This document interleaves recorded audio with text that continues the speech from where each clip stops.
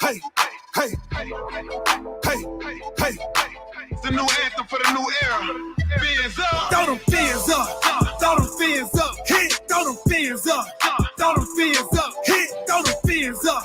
Throw them fins up. Hit. It's the new era and we back up in the mix. Throw them fins up. Throw them fins up. Hit. Throw them fins up. Throw them fins up. Hit. Throw them fins up. Throw them fins up. Hit. It's the new era and we back up in the mix. But throw it up. Throw your foe up in the sky. Throw it up. Let them know that we gon' ride. Where you from? We be reppin' worldwide. BWA, stay loyal till we die. But it's the come up. We been down for a minute. This the come up. We been reppin' that consistent. This the come up. Now the world gotta feel it. Reppin' so loud, whole world gotta hear it. New era. Dolphins on the Klitschko, tiz out, till we reach the tiz out. This a never stiz out, reppin' till we drizz out.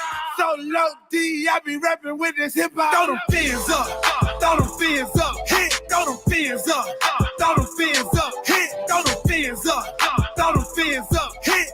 It's the new era and we back up in the mix. Throw them fins up, throw them fins up, hit, throw them fins up, throw them fins up, hit, throw them fins up. Throw them fins up, hit. It's the new era and we back up in the mix. It's the new era and we back up in the mix. Ain't no more relying on fits. It's time for Tua to get us lit. That's why we got Waddle at 6 and Jalen Phillips is a brick at 36. We got Javon Hollins, Madden hit stick. Eichenberg protecting hips. 2 whole years and he ain't slipped. Run along, he got that gritter, triple threat, he so legit. Garner Coleman, Jared Dokes, the 7th round was such a gift. That's why we toast, that's why we sip, that's why we reppin' MSM. Miami sports music, don't confuse it, don't abuse it. Unless you want a new contusion, real talk, ain't no illusion. Solo D started a movement, MSM the institution. TD Fins the contribution, yeah, we started a new unit. Throw them fins up, throw them fins up, hit, throw them fins up, throw them fins up, hit, throw them fins up, throw them fins up, hit. It's the new era and we back up in the mix. Throw them fins up, throw them fins up, hit, throw them fins up, throw them fins up, hit, throw them fins up, throw them fins up, hit. It's the new era and we back up in the mix. MIAMIDOLPHINs. When do I begin? I've been rapping since a kid. If you rapping, then we can. TWA, if you reppin' then we can. Welcome to Perfect Field. We asking what would Shula do? He would take the narrative and spin it like a hula hoop. He say let it Coach Flow. Coach Flow gon' do his thing and he gon' bring it to it in and to it. Come and change the game. Watch the squad ball out. Got the fans all excited. Coolers out. Grills on. Got the tailgate ignited. It's the Aqua One Society. They know we stay united. GWA. We be down and start a riot. Throw them fins up. Throw them fins up. Hit. Throw them fins up. It's the new era and we back up in the mix. Who that? So low, so low, so low. Tight as hell. You feel me? But that's how we put it down. We put it down every time. When it's time to show up for the fans, we out here. You dig? They know it's coming. Yeah. Yeah, with it, man. Let's go. DWA, man. Hey, what's up? Y'all know who it is, man. It's the Dolphins D. We already in here. Ready to turn up this year. He gon' get Welcome to Hard Rock Stadium. We gon' defend. We gon' defend. We gon' defend. We gon' defend. Homie, this side. Homie, this side. And we gon' defend. And we gon' defend. Let me hear you say his squad. His squad. His squad. His squad. His squad. His squad. His squad. His squad. His squad. His squad. His squad. We gon' defend. We gon' defend. We gon' defend. Homie, this side. Homie, this side. And we gon' defend. And we gon' defend. Let me hear you say his squad. His squad. His squad. His squad. His squad, his squad, his squad, his squad, his squad, his squad, his squad, his squad. I got the whole squad with me now. Train to go. Come play games if you want to. Try to crash our house. You done took the wrong route. We gon' crash you like a stunt dude. Check y'all like 1, 2. Tap your head like your uncle. You wanna ride, stay buckle. It get loud down here, get wild down here. Turn the field to a jungle. Never disrespect the squad. It's defended by a line and some beasts on the feast on our position. Another line in the back, sing it to the ER just in case you got through the first line with tripping. But if for some reason it get crazy, I got watchers on the corner for my safety. Everybody here well coached. Change the weather under pressure, stay cool. I got AC. Woo! But we still make heat. Woo! Was you trying to play me? We be 3+ AD, but I'm a fool so low. Can't never do break me. Beat great. great, only way to do great things. Hit hard, only way to make a statement. Come up in our territory, make a payment. Or be in debt with your neck, gotta pay. We gon' defend, we gon' defend, we gon' defend, we gon' defend. Homie, this side, homie, this side. And we gon' defend, and we gon' defend. Let me hear you say, his squad, his squad, his squad, his squad, his squad, his squad, his squad, his squad, his squad, his squad, his squad, his squad. We gon' defend, we gon' defend, we gon' defend. Homie, this side, homie, this side. And we gon' defend, and we gon' defend. Let me hear you say, his squad, his squad, his squad, his squad, his squad, his squad, his squad, his squad, his squad, his squad, his squad, his squad. I hit them boys. We throw them toys. That's saying that QB. We them boys. We the realest. We go gorillas. We out here, homie. You gon' feel us. Don't make me come down in that box like I'm red. I knock your socks. Won't play y'all boys, cause we some bullies. We'll take your cookies, cause y'all some rookies. I'm in the building, me and Shot Jones. We do lane, we don't play zone. We play that man, so guard your hand. I see your eyes, you're scared we man. We gon' defend, we gon' defend, we gon' defend. Homie, this side, homie, this side. And we gon' defend, and we gon' defend. Let me hear you say, his squad, his squad, his squad, his squad, his squad, his squad, his squad, his squad, his squad, his squad, his squad, his squad. We gon' defend, we gon' defend, we gon' defend. Homie, this side, homie, this side. And we gon' defend, and we gon' defend. Let me hear you say, his squad, his squad, his squad, his squad, his squad, his squad, his squad, his squad, his squad, his squad, his squad, his squad.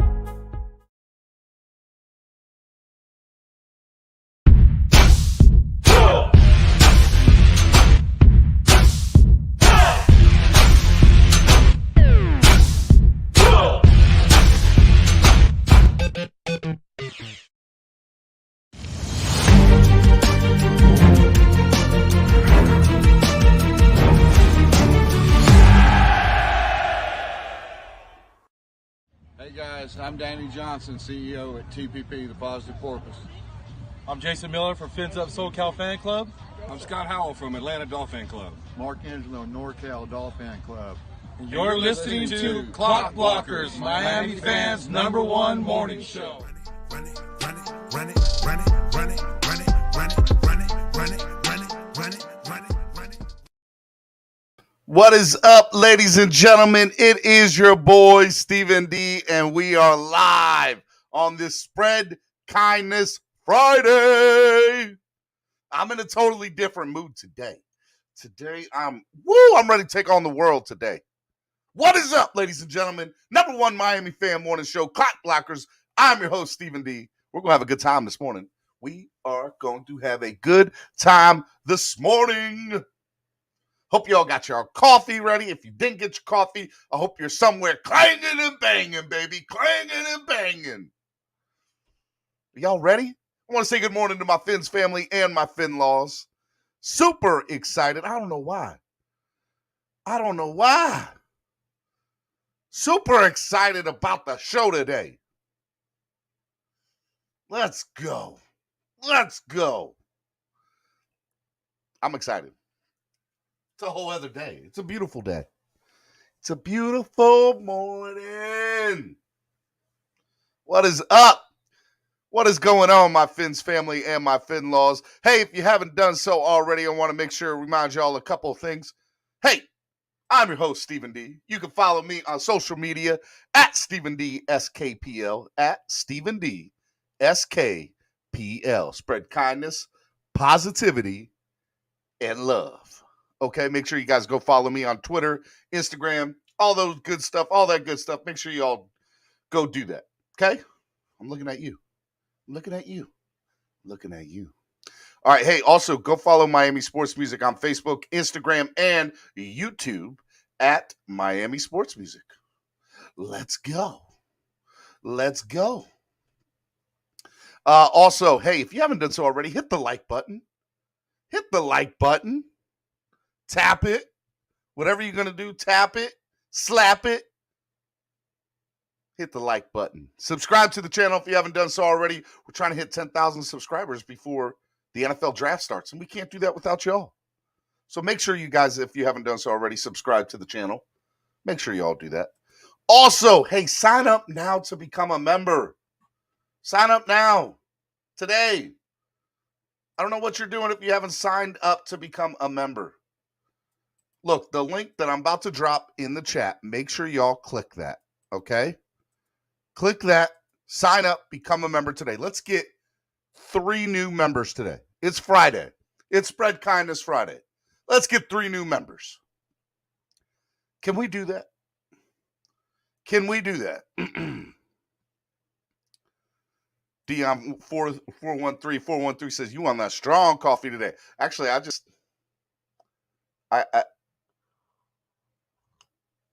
it's tea. It's tea. It's tea. I don't drink coffee. I mean, I'll have like a iced coffee or something, but I don't drink coffee in the mornings. I drink tea in the mornings. But yes, you know what my caffeination is? Life. Today's a good day. I love today. Do you? Let's go. Let's go. I don't know, man. I know yesterday was a down day, but you know what? I'm not going to let today do that to me. I'm not going to let today bring me down. I even got my mustache and my beard. Ugh. As soon as I leave here, I'm going to the barbershop, getting clean cut. Because I'm be in Cancun this weekend, ladies and gentlemen. I'm be on a beach. Super excited. My wife and I about to do it big. And by big, I mean just do absolutely nothing for like 4 or 5 days. It's going to be great. I'm excited about it. Hey, look, yeah, sign up. 3 new members today. That's the goal. Also, hey, donate to the channel. Help the channel grow. A lot of different ways you guys can go about doing that. Number 1 way, or the easiest way for a lot of you, is using the YouTube live super chat, which is the $ down at the bottom of the chat. You guys can use that, okay? You guys can also use Cash App, MSM Podcast Network with the $ in front of it, or PayPal, which is MSM Podcast Network. Let's see what y'all are saying, because y'all are getting in the chat here. He says, Stephen D. high off life. That's true. That's true. That's true. Love that energy, Stephen D. Stephen D. with the Master P. Make him say, nah. I do like that. Cancun. Oh.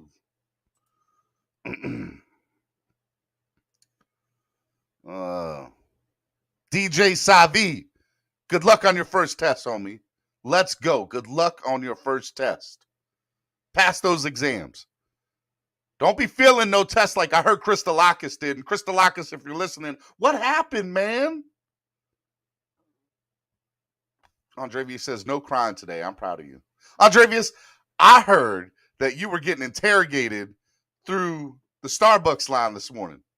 If I read your Twitter this morning correctly.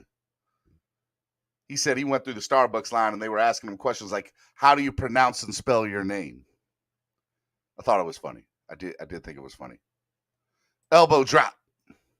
Kristalakis says it kicked my butt. I'm sure it did. Proud number 3 now that Drew replaced me. Oh, no, Andrevius, that's not true. That's all hearsay. That's all hearsay. That's not true. You are still my number 2. Drew Batron is not my number 2. He's my number 3. You can never be replaced, Andrevius. Never. Fire him as number 2 immediately. He's out of the pocket like Boyer. Boy, y'all just quick to replace people, huh? Y'all just quick to replace people around here. round here. Hey, I want to give a big shout out to our sponsor of the show. One of our two sponsors now. Tail Greeter. Let's go, Tail Greeter. Are you all ready for some March Madness? Got a lot of stuff going on for March Madness, as well as some other stuff going on with NASCAR. A lot of big things coming up this summer with baseball, too. Go to Tail Greeter, download the app today on your current Apple or Android device, and follow Tail Greeter on social media at Tail Greeter. Okay? Make sure you guys go follow them on social media because Tail Greeter's got a lot of really, really cool stuff. The tailgate, just because football stopped doesn't mean the tailgate stops. Make sure you guys go follow them. Okay? Also want to give a big shout out to our other sponsor of the show, ZSM Sports. ZSM Sports has got a lot of really cool sports memorabilia. If you're interested in what they got coming up, like Brandon Jones, like Javon Holland, and they have a lot of other sports memorabilia that's already signed. Make sure you go to ZSM Sports on Instagram. Make sure you tell them that I sent you. Okay? But I will let you know right now, when we take donations today, if you donate $10 or more, or excuse me, every $10 increment. How about that? It's every $10 increment. So if you donate 10, you get 1 raffle ticket. You donate 20, you get 2 raffle tickets. You donate 30, you get 3 raffle tickets. We are giving away this bad boy, a Javon Holland autographed jersey. It will be certified. It'll come with the certification, autograph certification. Yeah, so make sure if you guys are interested in that, donate $10 increments. If you donate through PayPal and or Cash App, I will double your raffle. So if you donate $10 on Cash App or PayPal, you'll get 2 slots instead of just 1. Okay? So make sure you guys help. It's all to a great cause, helping the channel grow. We got a lot of cool things that we want to do, and we got a lot of great things we want to. I'm looking into do more video work for the channel and social media stuff. So we definitely need to raise more money for the channel with a lot of the things we're trying to do and have the network grow. And I can't do it without your help. So $10 donations.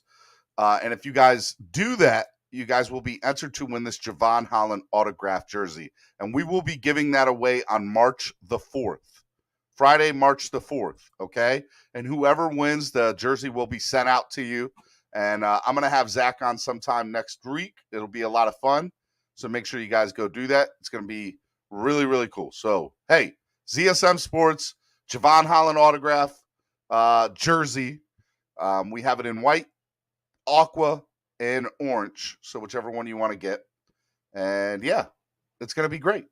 And we're going to be doing awesome giveaways from here on out. So make sure you guys go check out ZSM Sports today, right now. Okay? All right. What's going on, everybody? What else are y'all talking about in here? Let me see here. Cap for Life says, Andrevius got bench, bro. Come join us, Dre. We need more men like you and the Kenneth Walker the third train. I did not replace him. God, y'all are funny. Y'all are funny. I sent $20 on PayPal. My act of kindness will be to give those 4 tickets to 4 random people that you want to give them to. Shout out to Shake Money. Shout out to Shake Money. $20 donation because he sent it on PayPal.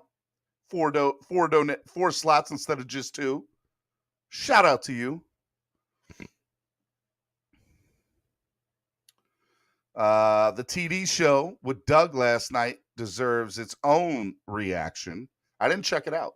It was crazy. I didn't do it.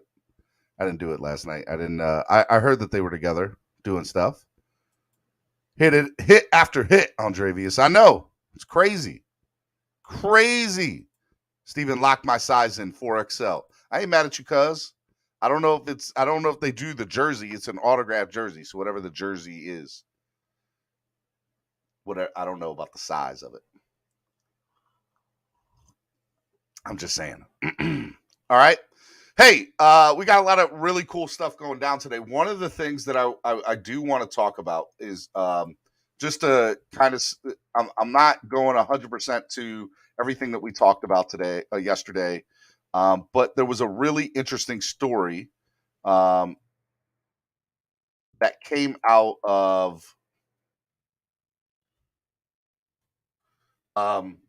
Ukraine yesterday. So, former heavyweight boxing champions, Vladimir Klitschko and his brother. Oh, I can't think of his brother's name. What is his brother's name? Anyways, his brother, another Klitschko, was very interesting because those two gentlemen, Vladimir's brother, if I'm correct, is the mayor of Kyiv in Ukraine. He's the mayor of it. Okay.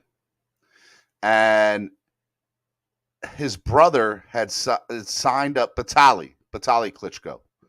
His brother signed up to the reserves 3 weeks ago when there was starting to be rumbles of this might happen. So his brother and Vladimir and Vitaly, they signed up to fight against the Russians, and they are now soldiers in the Ukraine army. That's one of the craziest stories that you're going to hear about this whole thing. There's going to be tons of them. There's a really interesting story about 13 soldiers that were on an island out in Ukraine, and a Russian warship came on there. And if somebody wants to pay the $2 donation for what I'm about to say, because I'm going to say it for the swear jar, basically the Russian soldier was told, hey, lay down the Russian warship sent out to them, hey, lay down your weapons, surrender, or we'll fire upon you. And Snake Island in Ukraine, and basically say, go fuck yourself, Russian warship.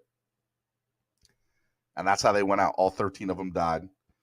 President Zelensky's going to give them a medal. It is one of the craziest stories I've ever heard, honestly. It's one of those things that you would see in a movie. You never hear about that stuff happening in real life. They are definitely built different over there in Ukraine. But between Vladimir and Vladimir Klitschko fighting, I mean, these guys were they were champions. They were boxing champions. They were at the top pinnacle of their sport. And now they're defending their country, which is, I mean, it's crazy. And it's crazy how sports, again, it's funny, I talked about it yesterday, sports gets involved in these things in some way, shape, or form. So I thought it was really interesting to hear those two stories yesterday. And, you know, my heart goes out to the 13 soldiers who lost their lives and their families. But I will also say they're heroes, right? Like they're and that's just like, that story's amazing to hear. And hey, such it is. And I just wanted to talk about those two stories and how they're always going. So hey, look, Miami Sports Music's #1 Miami fan morning show, Clap Blackers. I'm your host, Stephen D. I wanted to talk about that, and now we're going to get back to the sports. Okay, let's get back to the sports, because that's what this show is going to be about today. But I did want to give that respect it deserved, and because I think it does deserve a lot of respect. All right. Let's see here. Nobody paid my swear jar fee. That's all right. I'll pay my own $2 swear jar fee on that one. Okay. Now, couple of things that I think are really interesting. That first thing I want to talk about, Troy Aikman leaving Fox Sports for ESPN, Monday Night Football. Monday Night Football for years has not been good since Al Michaels left it. John Gruden on Monday Night Football a few years ago with Mike Tirico was decent. But Monday Night Football, one of the reasons I love doing this is I love sports announcers. Love sports announcers. I love the way games are called. I'm really interested in like the Manning cast that's on ESPN now. Love it. Absolutely love it. I think it's great. They're really, really awesome. Chef Shu said, I just sent $20 on Cash App Stephen D. I want that jersey. Shout out to you, Chef Shu, for the $20 donation. You will get 4 slots because you did it on Cash App. Remember, we're giving away a Javon Holland autographed jersey next Friday. If you donate every $10 increment, we'll get you a raffle ticket. If you donate through Cash App or PayPal, you'll get double the slots. Yeah, as Stefan said, your swear jar. I appreciate it. Color commentary says, you mean Booger? I did not like Booger McFarland on Monday Night Football. Al Michaels and John Madden on ABC, Monday Night Football Nostalgia. Yes. Aldo. What's up, Aldo? How are you, dude? Good to hear from you, man. He said, I got your $2 donation. Let's go. Stick to sports, you fat bum. Really? Gavril Nick? Fat bum? That's what I am? My guy. That's what I am, cuz. It's all relevant. It's all relevant. And if you don't like it, man, change the channel, cuz. You can do that. You ain't got to be up here. I can tell you that right now. Chef Shu says, thank you for all you do. You and Mrs. Daniels swear jar paid for you DWA loyalty. I appreciate it, man. No, Andrevius, the Manning broadcast that you put up there is great. Love it. Love the Manning broadcast.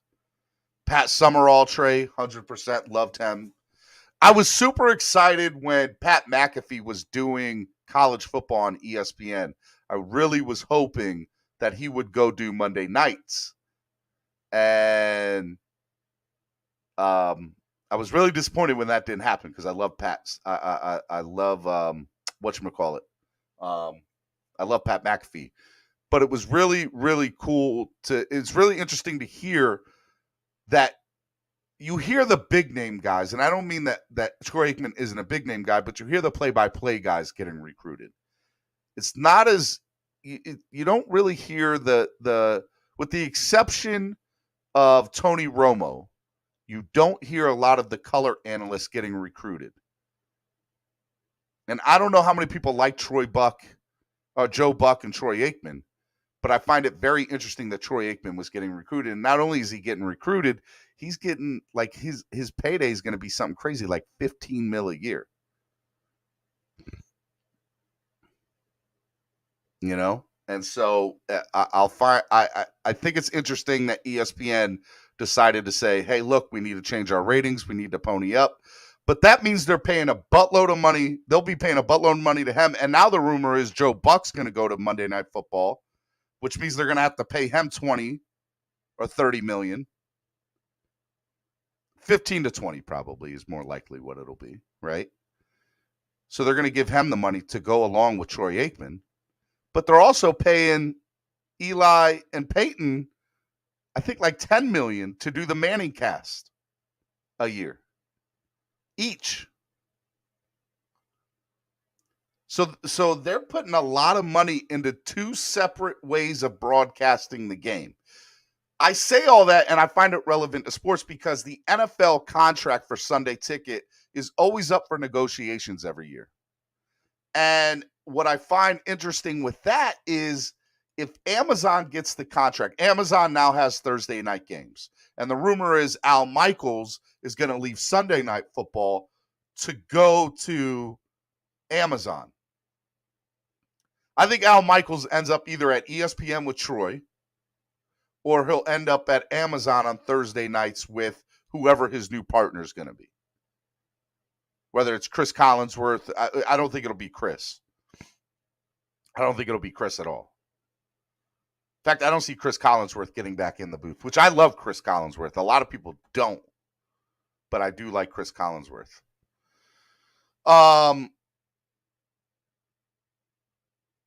That was the interesting thing that I thought about that. So I say all that because with Amazon potentially getting the contract, we live in a new world now where sports and watching games, it's not all about the mega cast now. I want 15 different ways to take in one piece of content.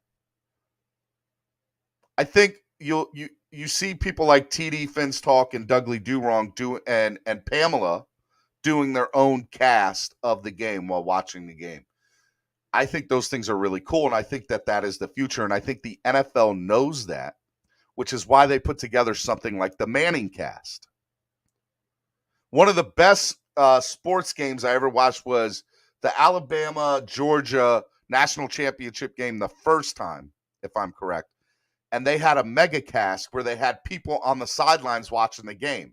And one of them was Dan Orlovsky and Pat McAfee together. And let me tell you, it was one of the best broadcasts I've ever seen of a football game. Trey said that Nickelodeon broadcast is a clown show. Trey, I'll tell you what, man, it's really not. My kids, it's tough. I have an 8-year-old and a 6-year-old. And it's tough for them to sit down and watch a game. Like, they're not going to sit down and watch 4 hours of a 3.5 hours of a Dolphins game. They're not. But they thoroughly enjoyed the Nickelodeon broadcast of the 49ers Cowboys game. They watched that whole thing, the Nickelodeon broadcast. So I love that Nickelodeon broadcast, man. I think it's great for the kids. It's not for us. It's for the kids. And it also gives me an opportunity that my kids are willing to sit down and watch a full football game with me because they want to see the slime in the end zone. And like, that's what that thing's all about.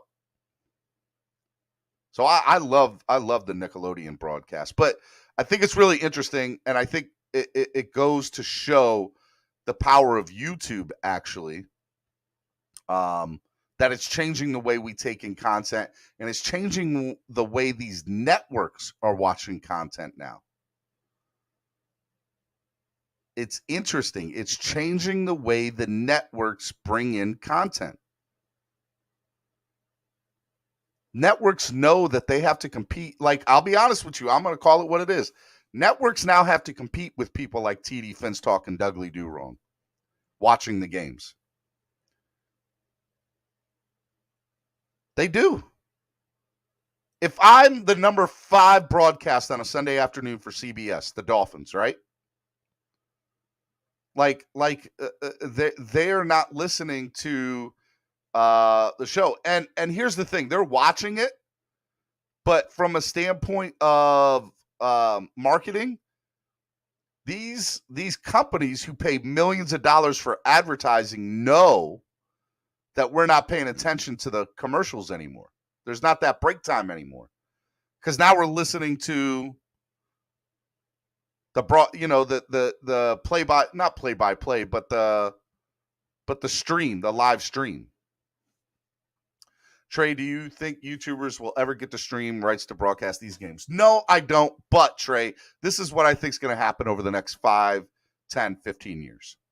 And it's going to take a while to do.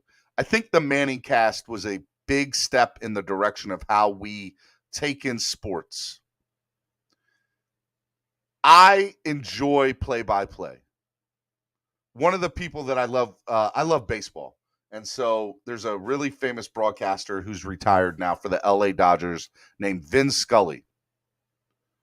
And Vin Scully is one of the most amazing play-by-play people. I would be in bed. I never cared about the Dodgers, but I love listening to his stories and him doing games. So in growing up in North Carolina, believe it or not, at like midnight or 1 a.m., you could there was a signal, I don't know where from, but I could get broadcast of Dodger games on my radio, on my Walkman. I don't know how. I just know I could. So at midnight and 1 a.m. as a kid, I would listen to Vin Scully baseball games. I would listen to like the last couple of innings. And I always enjoyed it. I always enjoyed listening to Vin Scully. Those people are few and far between now. You're not going to see Vin Scully's anymore. Minor League Baseball's not... I have a minor league baseball team here that I reached out to about doing play-by-play for because I really want to do baseball play-by-play. And I thought it was interesting because they said, we're not doing play-by-play this year because nobody listens to play-by-play for minor league baseball. So they usually spend $15,000 to $20,000 to do that a year. Between marketing, advertising, the stream, somebody to do it, all that stuff. They're not even doing it this year. So to answer your question, Trey, do you think YouTubers will ever get? I think YouTube and the way we take in sports content is totally changing the face of sports. The days of, I'll be honest with you. You know why Stuart Scott and Dan Patrick and Keith Olbermann were so big? Because that's the only way that you could take in content.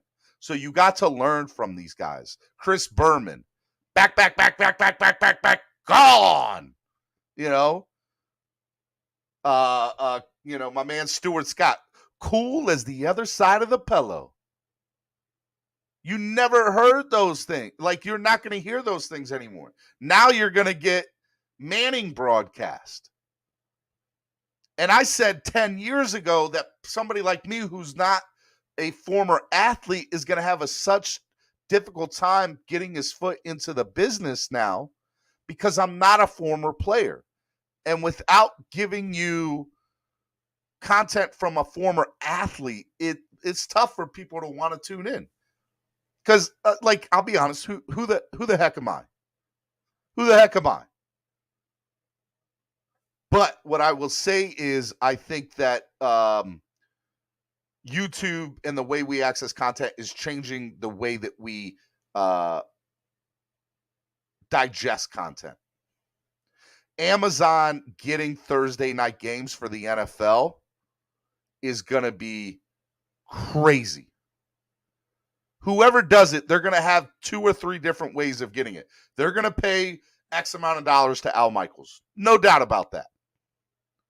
No doubt about that. But they're also going to have the stream that has my girl in there, Joy Taylor.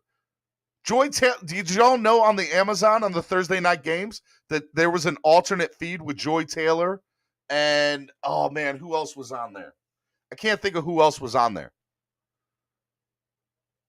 But they did. And so now I have 3 different ways to watch the same game. If you don't like Troy Aikman, I don't have to listen to him. Anthony says, press the like and share. Steven should be on TV. I'd love it, man. Booyah! Was Stuart Scott. Yes, he was. I'll say this to finish answering your question, Trey. I think people like Dougley, TD, Reason, myself, K Flexen, I think we are those 3 guys, those 4 guys are the pioneers of this thing. I'm behind them. I'm not a pioneer. But what I will say is I think the way, that we're going about getting sports content, the reason that I'm able to have a morning show every morning in a fan base and don't need somebody like a WQAM or 790 The Ticket is because people want to take in content how they want it. I think people want raw, uncut, non-filtered content. And that doesn't mean cussing. That just means you like, I never, I was talking with a potential sponsor, new sponsor, that's hopefully coming on in the next few weeks, yesterday on the phone. And one of the things we were talking about was he used to live in Ohio. And he was stating to me, he's like, man, I found out about you, Steven, because I was living in Ohio. I couldn't get Miami Dolphins content. Like I could, it was all Cincinnati Bengals content where he was getting. And he goes, what about, but every day you're talking about the Dolphins on your channel. So now I have 365 days a year to talk about my favorite football team. I couldn't get that before. So there's a market for people like TD and Dougley and myself and Reason and K Flexen and Dolphins United and all these other new platforms, Finn's Tailgate, Miami Sports Fanatics, all you guys, right? But I think that I'm not sure where we're headed. I think that I have an opportunity, like what I'm trying to create here is great, right? Like I want to create a sports podcast network. I do a morning show by myself. So I'm pretty much the only person that's on this platform. We do 2 shows on Tuesday night regularly. And we've had a few other shows here and there. But we've never really had too much consistency. And that's tough. And that's okay. But where I want to be is to be able to get to these people where we're all, a 24/7 network. And that's where my mind is right now. Maybe that changes with a new opportunity that presents itself. I don't know. But I think that's where sports broadcasting is headed. YouTube, the problem with YouTube, without getting YouTube mad at me, is YouTube is a third-party entity. But everything's on YouTube now, right? YouTube's like the number 2 search engine in America. So if I want Miami Dolphins content or I want to listen to Miami Dolphins content, all I got to do is type in Miami Dolphins. And I'll pop up, TD will pop up, Miami Dolphins will pop up. Anybody who does content for Miami Dolphins will pop up. Okay? And that's great. But YouTube makes a lot of the money too. YouTube takes out like 48% of everything you all donate to me, which is why I try to get you all to donate on Cash App and PayPal. So do I think YouTube is the future of broadcasting? No. But I think it's big when I see somebody like Troy Aikman, who's been with Fox for years, leaving to go to ESPN, who ESPN's already invested all this money into the Manning brothers. And it just tells me that the old way's not 100% out yet. But I will say that I think that people like myself and TD and Doug and all these other great YouTubers, I think we have something here. I think there's something to be said of that. And I think that it will change the landscape of how sports is digested. And so that's what I wanted to talk about with that this morning, right? So it's crazy, man. Shake Money says, in my opinion, the reason ESPN ratings drop has nothing to do with commentators, has everything to do with the fact that people are dropping cable for Netflix, Hulu, etc. Yes, I think there's truth in that. But now, like, here's the thing about SportsCenter, right? SportsCenter back in the day was a 24, it still is. It's a 24/7 network, right? But it was the only way to get your sports content 24/7. Now I can go to YouTube and I can be a fan of the Detroit Lions and type in Detroit Lions and bam, I have full content. I can be a fan of the Tampa Bay Rays and baseball and click in that. I can be a fan of the Washington Capitals and click in Washington. And I can get all the specific, my teams that I root for, whoever it is that I root for. I don't have to wait for ESPN to talk about my team for 5 seconds. Which is what ESPN has done for the Dolphins for years.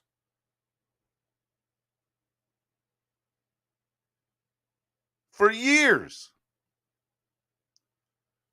So, yes, it's changed the game, and YouTubers have changed the game. So, yeah, man, 100%. Look, Miami Sports Music's #1 Miami fan morning show. Clap Blockers, I'm your host, Stephen D. Another big news story that I think is out there is Aaron Rodgers and Russell Wilson. And I wanted to get into that today. Aaron Rodgers and Russell Wilson, there's a rumor that Russell is going to demand, he wants to be the highest paid football player of all time per year. So we're looking, if that's the case, $45 to $50 million a year for a quarterback. $45 to $50 million a year. Thank you, Rodgers to Miami. Love you, man. Great show. And Russell Wilson, who's publicly said he wants to stay in Seattle, you have to look at things like he took the Seahawk motto off of his bio on social media. You went out of your way to take off the Seahawks motto, whatever it is, like Seahawk up or something like that. Like ours are fins up. I don't know what theirs are, but he took it off.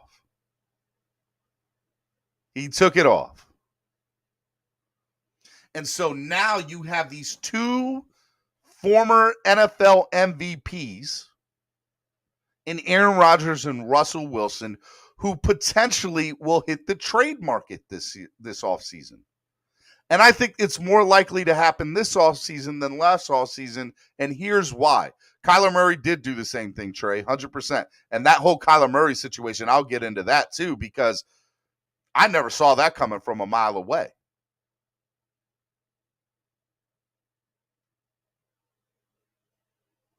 So, look at it from this, right? Aaron Rodgers wants $45 to $50 million a year. He's leaving a team that consistently makes the playoffs. Where and what does he, but he's stating that I just want to be the highest paid player in the game now. And the problem with being the highest paid player in the game is you don't allow for money to be allocated to other positions on your football team.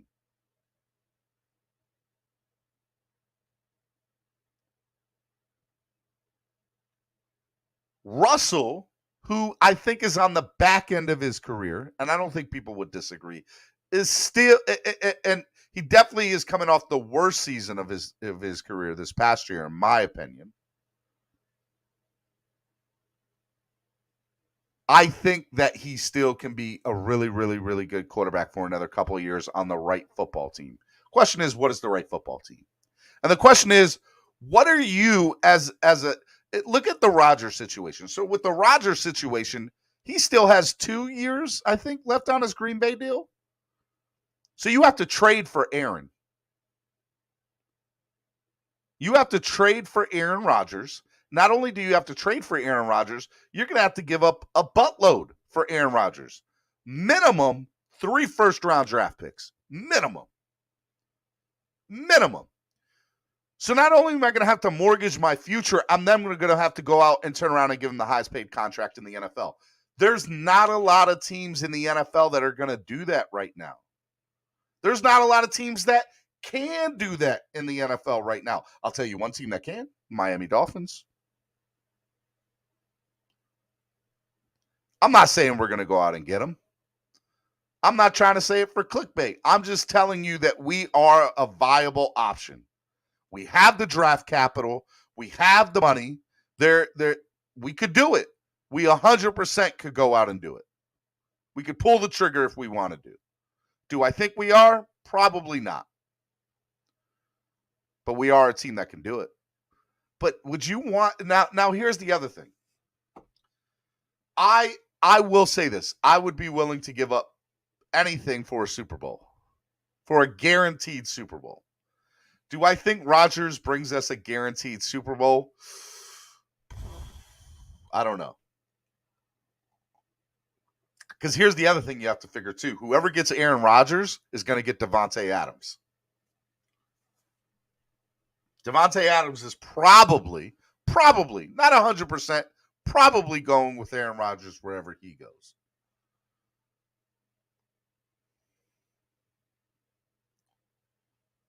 Rodgers and Wilson would rather retire than play in Miami. I disagree with that.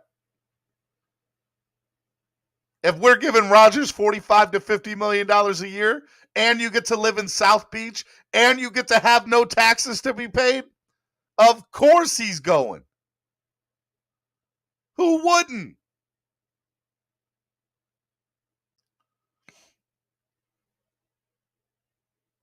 But the fact of the reason I bring this up is because the reality is there's not many teams that can go out and do it, and the Dolphins are a team that can pull the trigger.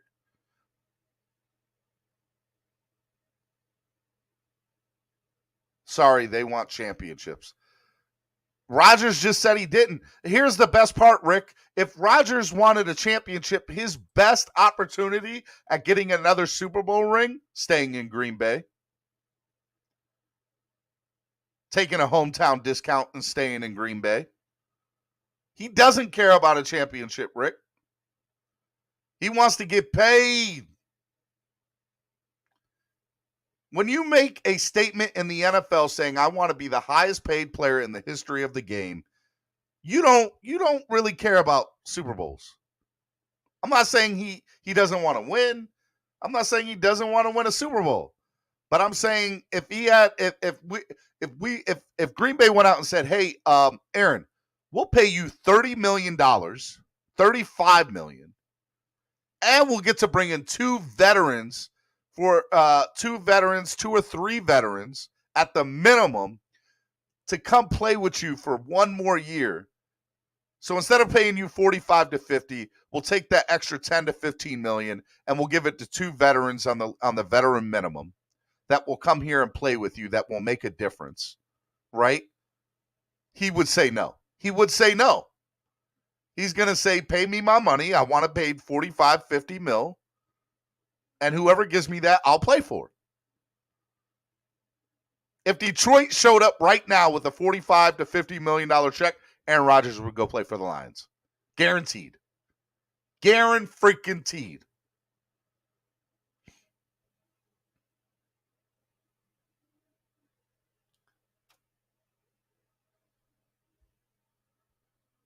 And I'm not saying that the Dolphins are pulling the trigger. That's not what I'm saying.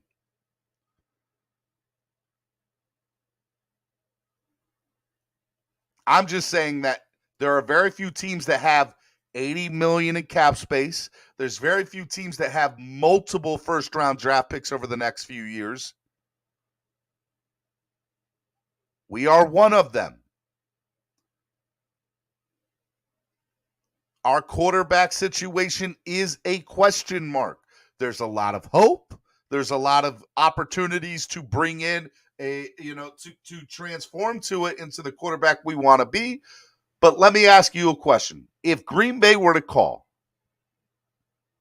and said, "Miami, Aaron said he'll come play for you, but this is what it's going to cost." Okay? This is what it's going to cost. We need 3 or 4 first-round equivalent draft picks and or players. And we also need a star player in here along with the trade, which means that maybe you're given 3 or 4 first rounds over the next 3 years. And you got to give somebody like Christian Wilkins or Xavier Howard, or I'm trying to think who else that we could probably throw in there that would be, a shiny new toy for Green Bay, and they get draft picks.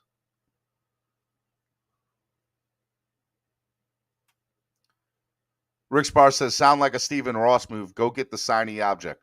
One thing I'll say about Stephen Ross, and I wish he wasn't the owner, he will try to go out and do the right thing. Whether it is the right thing or not, that's debatable.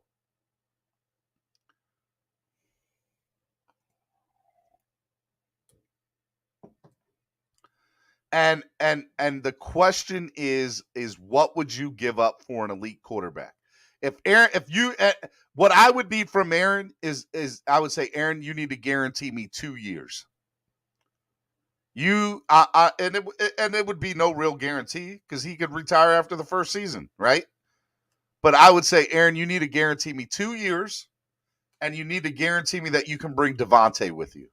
If you can guarantee me those two things, I think I'd be willing to give up 3 or 4 first-round draft picks for Aaron Rodgers, because I think that the rest of the money could be spent on veteran minimums to bring in to help win a championship." You know who you would bring in? Rob Gronkowski. He would be here automatically if we got Aaron Rodgers, because he lives here in Miami. He would take the veteran minimum, and he'd go after another Super Bowl ring. He would. You could probably bring in Ryan Jansen in and say, "Ryan, we can't give you the money that you're looking for, but would you come here on a 1 or 2 year deal to try to win a Super Bowl with us?" Bam, now we got a center.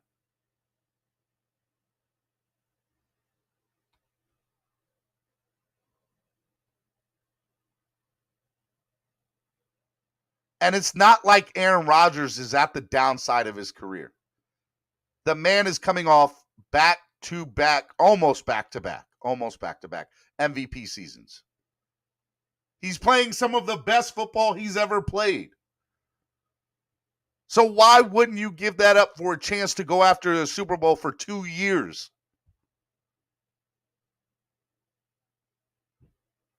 Because I'll tell you right now, from my perspective, and again, this is my perspective, we haven't done a good job of building a team.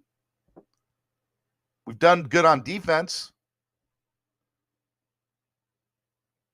But if I'm the Dolphins organization and I have a chance to get Aaron Rodgers, I at least consider it. But I would have to know that things would have to change. You probably do get rid of Xavier Howard. I do think that if that happens, you would get rid of Xavier.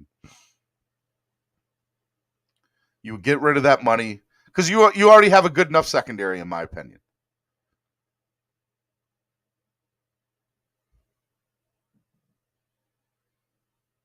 Now Russell Wilson, that's another story. I'm not quite sold on Russell anymore because he's on the downside of his career. Darren W. said, Steven, MVP is nice title, but when was the last time he went to the Super Bowl? Well, I mean, that's a fair question. The last time he went to a Super Bowl, it's been a while. It's been a long, long while. I'll give you that. But that doesn't mean you don't consider it. You don't entertain the idea. TaylorMade Jedi says we don't need a Rodgers. We have a future Hall of Famer into it. TaylorMade, I want to hope that you're right in a comment like that. But everything I've seen so far is that's not it. I'm not closing the book on Tua. I'm not saying Tua's a bad quarterback.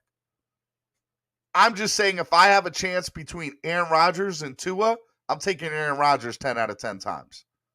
And if anybody else here disagrees with that, that's crazy to me. Take the trade, like what you'd have to give up out of the door. If you just had the chance, here's what it is. You have a chance for Aaron Rodgers. You have a chance for Tua. You're building a football team. Go. Aaron Rodgers. Everybody should say Aaron Rodgers. And if you say Tua, you're being a homer.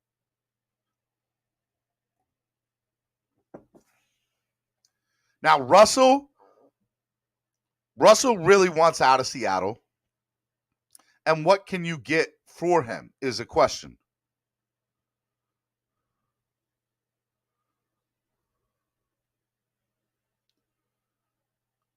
What would you have to give up for him is the question. What I say is when it comes to Tua, or when it comes to Russell, I'm sorry, I think that you would have to give up a minimum of 2 first-round draft picks. Because before this past season, he's played decent. He's played good. But I think 2 things about Russell. I think he's banged up. The man is the most sacked quarterback in the last 10 years in the NFL, if I'm correct. And, he did not have a great season this past year. Now, is that because of the team? Is that because of him? I think it's a little bit of both. But you have to play that into a factor. How long is Russell going to play for in the NFL? Depending on which team he goes to, it could be 1 more year or 2 years. Heck, he could retire right now and be good.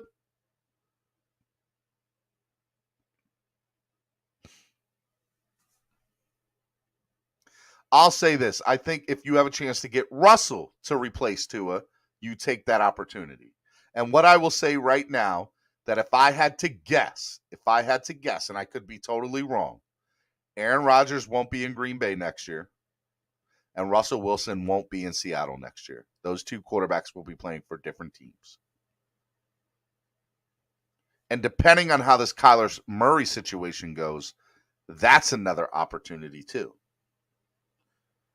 Now, I'd be interested to know from the fan base what you all think. Would you rather have Tua or would you rather have Kyler? Put it in the chat right now. I'm interested to know, would you rather have Kyler Murray or would you rather have Tua? Put it in the chat.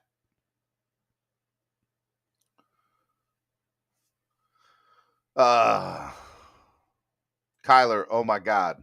Tua. Darren W. says, I'd stick with Tua unless we were talking about Watson. He's the only quarterback worth selling the farm for because of his age and talent. We'd have the time to build around him. Rodgers would get 2 years next and have to get rid of a lot of talent just to have a good quarterback.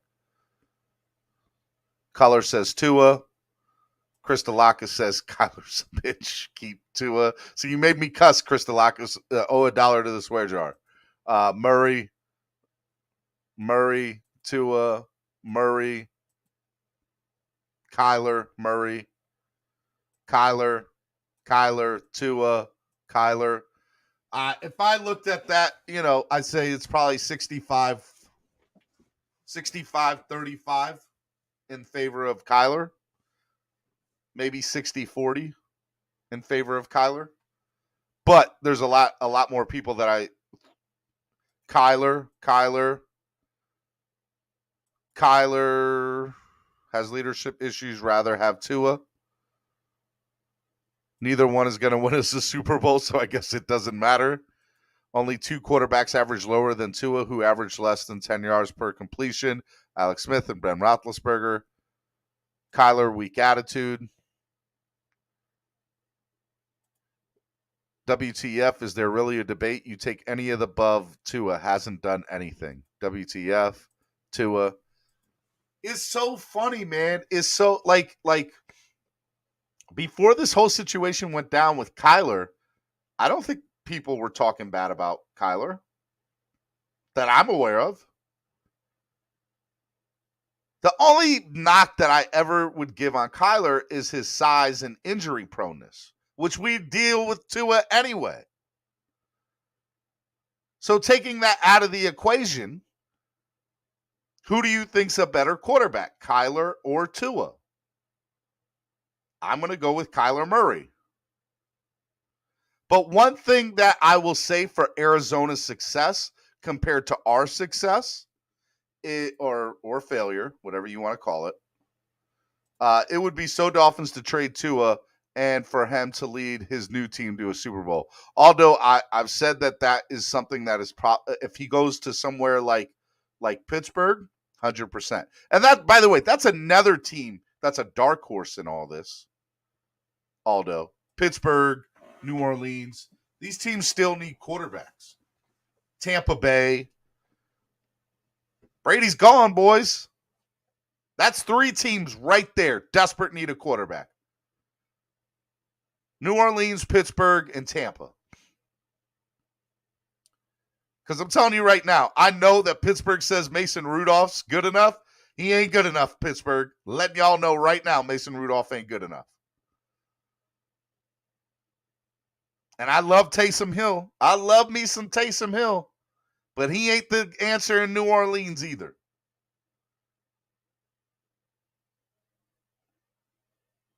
And maybe Jameis, but can Jameis stay healthy?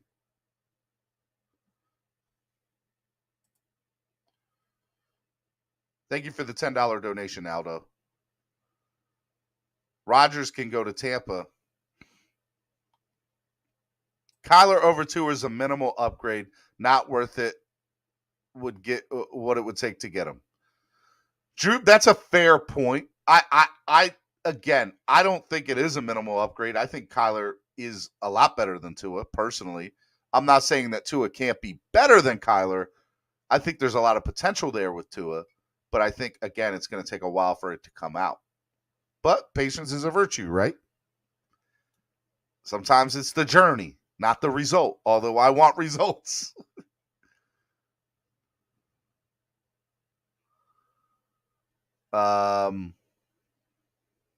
K Flexen is in here. What's up, K Flex?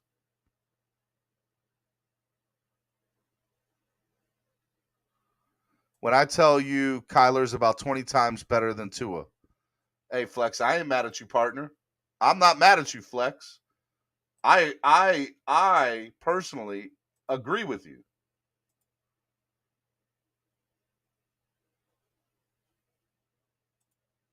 I personally agree with you, Flex. Flex, check your Twitter. Let's see here. Kyler's way better than Tua. Okay, I picked Tua. It was easier to type.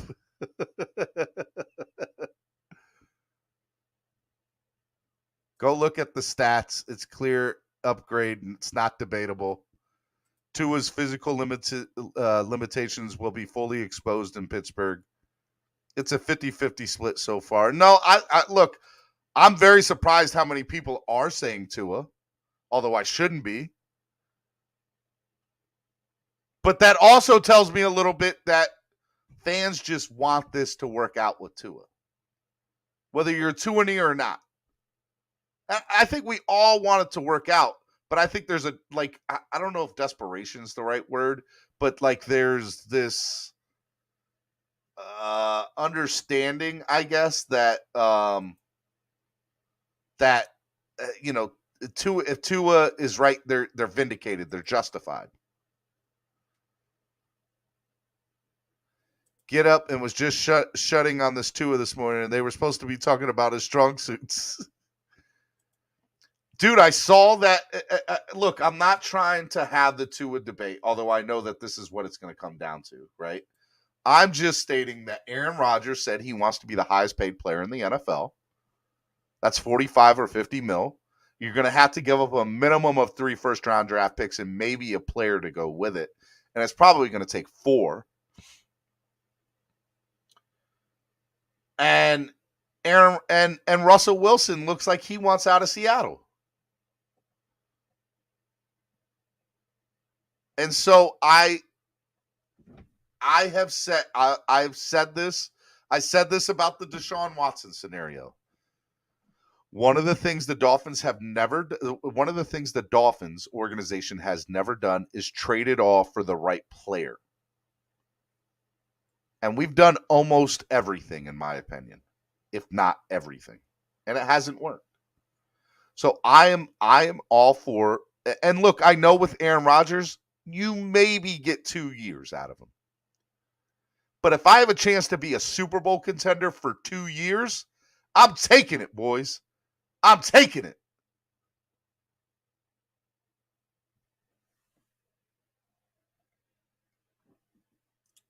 Let me ask you something. You're telling me right now you would rather hope with Tua over the next 5 years. Hope. Because that's what it is. Rather than have more likelihood, okay? I'm not saying it's guaranteed, but it's more likely that the result would be a Super Bowl contender. I'm not saying you'd get there, but you would be a contender with Aaron Rodgers. No doubt.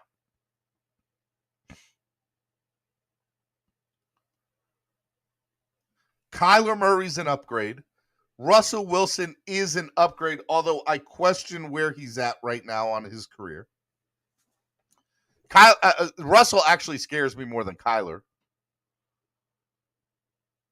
But I'm hesitant just because of this last season with Russell. That's the only reason I'm hesitant with Russell Wilson.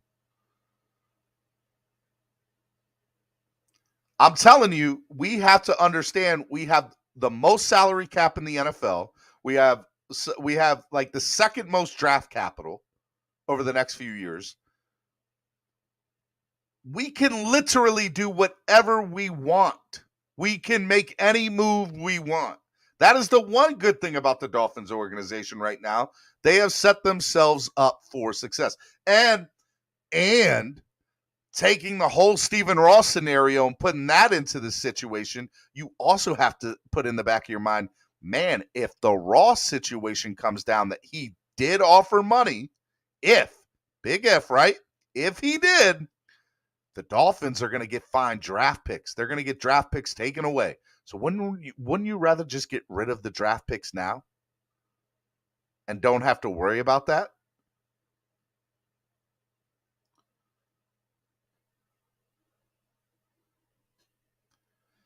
I'm just saying that you have to look at all the scenarios. And you also have to realize that if the Dolphins truly want to win, which, again, the one thing I'll never blame Stephen Ross for is his desire to win. He wants to win. He wants to win the Super Bowl. He wants to be a Super Bowl contender. The decisions he's made has not led to one, but I will say his desire for it is there. I won't take that away from him. And so you have to realize that if Aaron Rodgers is saying that any team that comes and pays me $45 to $50 million, I'll pay for. And not only that, if I'm the Green Bay organization and I'm like, well, I have Jordan Love, and I don't have to pay Aaron Rodgers $45 to $50 million, and I'll get 3 to 4 first-round draft picks out of it. I'm going to tell you, Green Bay might be stupid to not make that trade. Because what are you getting with Rodgers? Another year? Maybe 2? Okay. You had your chance with Rodgers. You blew it. See you later. Bye.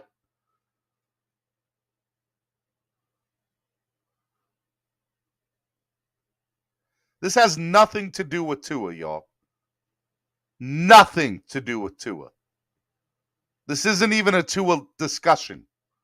Because the facts are this. Rodgers is an upgrade, Russell is an upgrade, and Kyler Murray's an upgrade. And if any of those 3 are available, you have to consider making that trade. You have to. It has nothing to do with the hope of Tua or how Tua can be or what Tua can do. None of that. Sorry. It shouldn't even be a discussion. It shouldn't even be a discussion. Because all you're telling me about Tua is you hope that he's better. That's it. You hope that he's better. You hope that he improves. You hope that he makes those changes.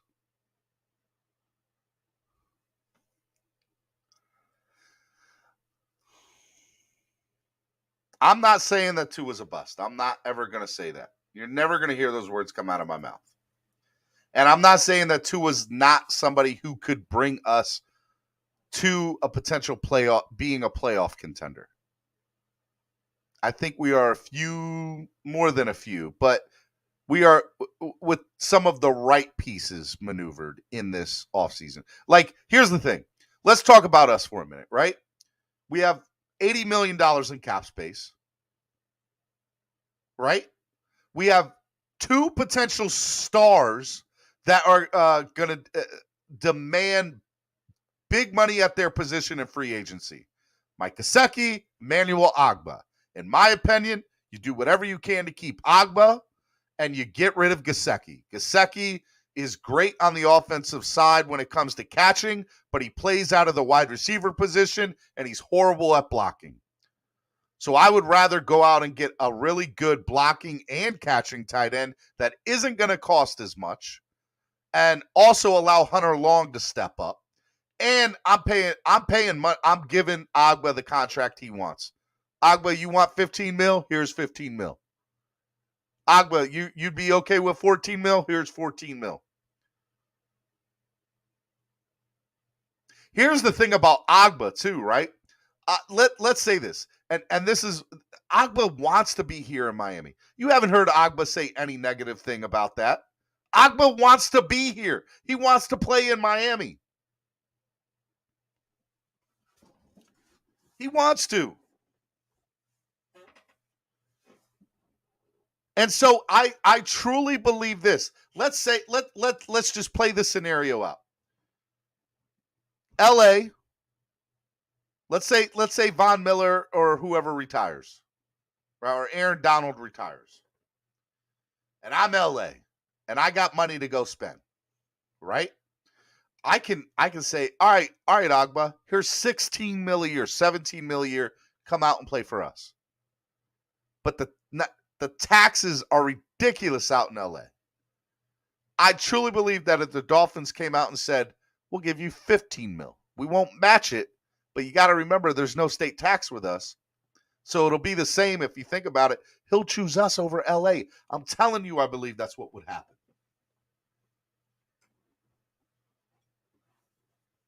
He wants to be in Miami.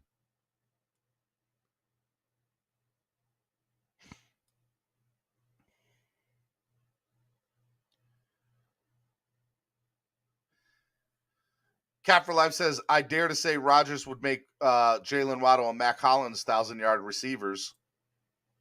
Maybe.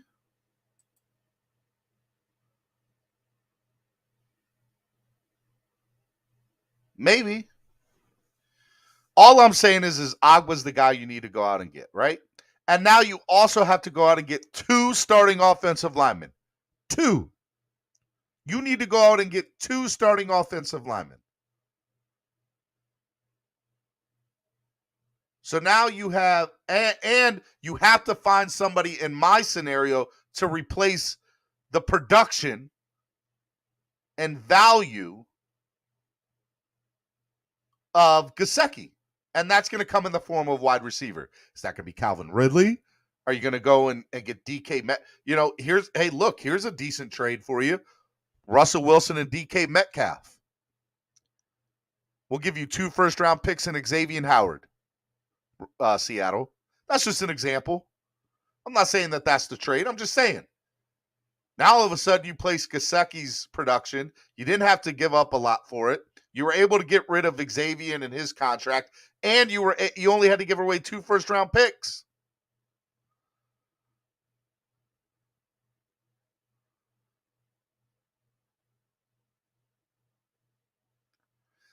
I promise y'all right now, the Dolphins are having all of these conversations. That much I know. They can publicly say all they want that they're defending Tua, that Tua's their guy. And they are actively, the coaching staff is actively making, if Tua's the guy that is here, he's going to be loved and cared for, and we're going to give him all the support he needs. I have no doubt about that in my mind as a Dolphins fan. None. Absolutely none. I know 100% they're going to support him and back him up. But if you don't think that Stephen Ross and Chris Gear right now aren't having conversations about 45, 50 mil, Aaron Rodgers, maybe. Russell Wilson, maybe. Kyler Murray, maybe. They're at least talking. Because, you want to know why? Because we have the capital and the money to do it.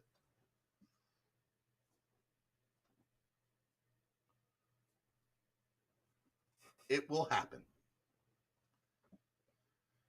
But of all the BS mistakes Stephen Ross has made, he's at least considering all of his options. That much I'll give him credit for.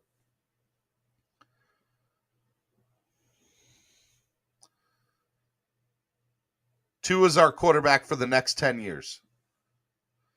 Look, if Tua's our quarterback for the next 10 years, so be it. But that should mean that we're Super Bowl contenders.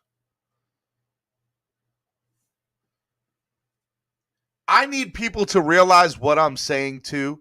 Not once have I put down Tua. Not one time have I put down Tua today. Not once. I'm not saying Tua's bad. I'm just saying that these guys are upgrades.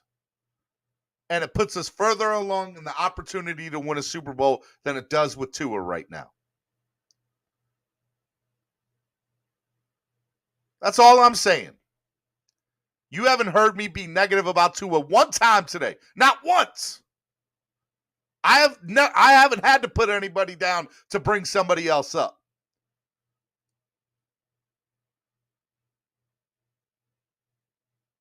I think that Tua's a good quarterback. I think that Tua can be a great quarterback. He's not an elite, but I think he could be a great quarterback with the right person. Like, McDaniel does excite me with this package. I will give you that. But I even think if Mike McDaniel was told, Mike, you have a chance to have Aaron Rodgers or Tua, he's taking Aaron Rodgers.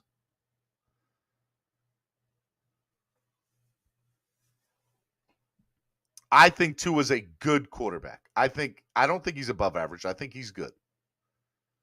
I think he can be good. How about that? I think he can be good. Let me flip-flop. I think he can be good. You're right. Right now, he's above average. That's fair. He's an above average quarterback that can be a good quarterback. Good quarterback can win you a Super Bowl. Above average quarterback, not winning you a Super Bowl. Not going to do it.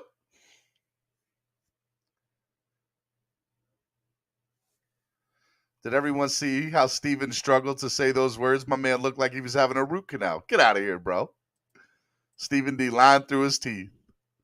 Stephen D looking for hope in Tua. Y'all are funny. I love y'all. Y'all are hilarious. I'm not going to say anything negative about the man.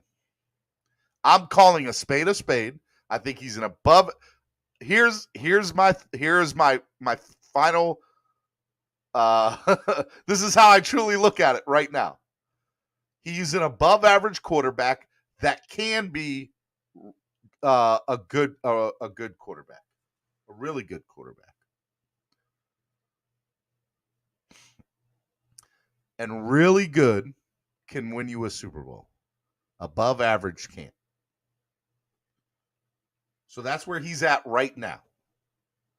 That doesn't mean that's where he's going to stay. That doesn't mean he's not going to get better. Never said any of that. He's progressing. And as long as Roadrunner says, play the fence, Steven. Look, it's not about Look, bro, here's real talk. There are things. Here's Aaron Rodgers is at the end of his career and playing the best football he's ever played. Good, bad, or indifferent.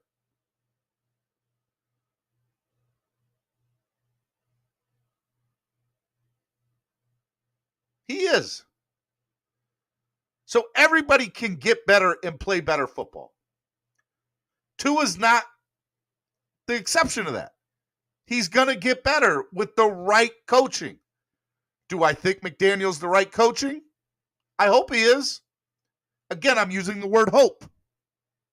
I don't know, but I hope that he is. What I've seen in San Francisco, I hope that the Dolphins' offense is the best that it's been in the last 25 years. I don't know that it is, but I hope. I hope that by bringing in the offensive line coach from Boston College, who, by the way, I do love, I hope that the Dolphins' offensive line will be the best it's been in the last 15 or 20 years. But we still have to make moves to do that. We still have to hope that the coaching staff puts the right offensive game plan in shape, and that the defense doesn't necessarily change too much from what it was in the last 8 games of the last year.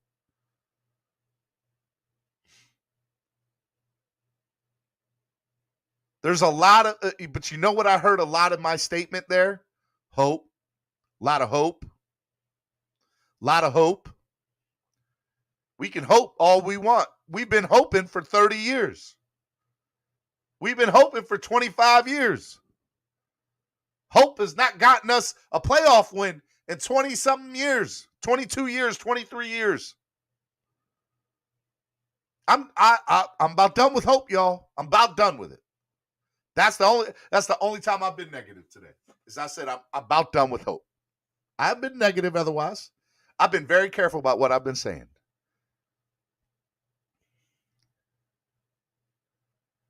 I need you all to hear what I am saying. I am not saying that Tua is not somebody who can get us eventually, hopefully, to a playoff contending team. What I am saying is that there are 3 other potential quarterbacks that will be available that are ready now to help us be not only a playoff contender, but a Super Bowl contender.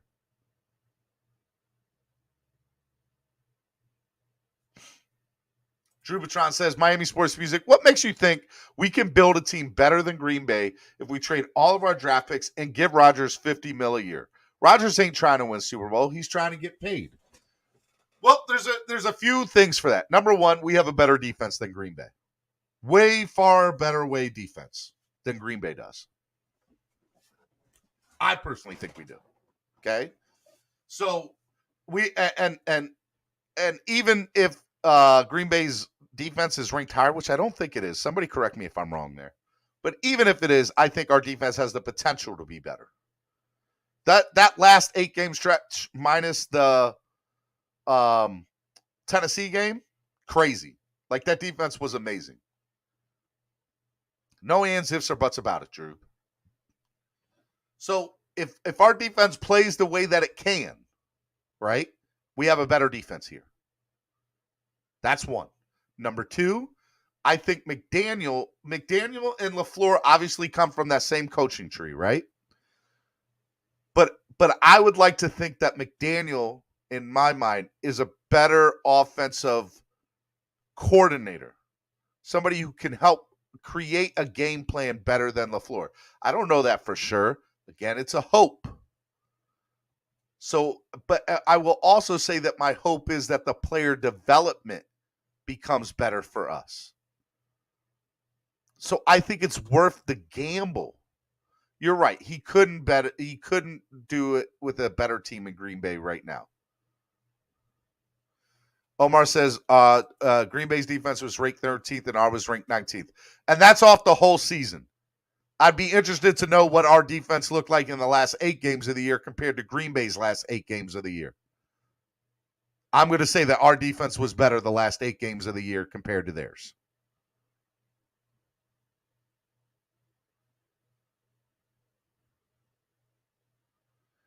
Jose Valdez says, Steven, you said we'd have to trade X, so that weakens the defense. Yes and no. Yes, it does because X is the man. I'm not saying that. Stephen D is Stephen H now, and the H is for hope. I'm joking, bro. I do like it, though, King Will. I do like it. Yeah, man, look, I think that X, I think depending on the move, everything depends on hope and moves. That's what y'all are not realizing here. Y'all want me to not give here's what my problem is right now with some of y'all. Y'all were mad at me this past week because I wasn't giving McDaniel the opportunity to institute and be the coach that y'all hope that he can be. Okay. The moment I start talking about hope, I get killed for it. Y'all wanted me to hope last week. But now that I'm hoping, y'all are getting on me. Danged if I do, danged if I don't. What do y'all want from me? Huh? What?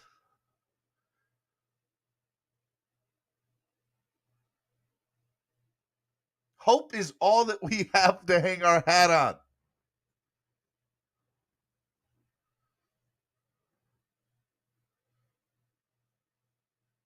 Roadrunner says, kill Steven, guys. No. Bipolar fan base, Rick. They are. Y'all are a bipolar fan base.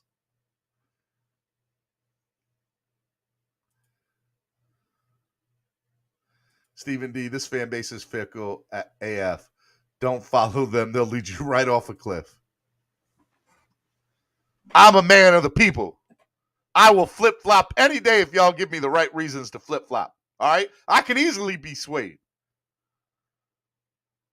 But I know one thing. A lot of what we talk about is based on hope. And I just want here, Steven up here sounding like Tyrese. What do y'all want from me?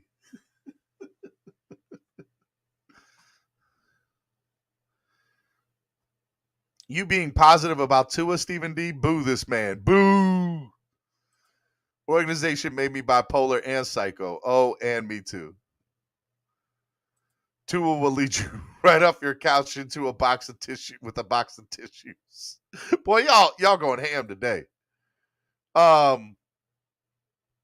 Stephen D, so far you are 34.78 in the swear jar fines and overusing the word hope. We're gonna have a hope jar. Flip side. Who wants to pay that $35 donation for the hope jar today? Let's go. Let's go. I love it. I love it. Y'all hope for Aaron Rodgers. Yep, we do. The fire tree called Zope. I think you meant hope.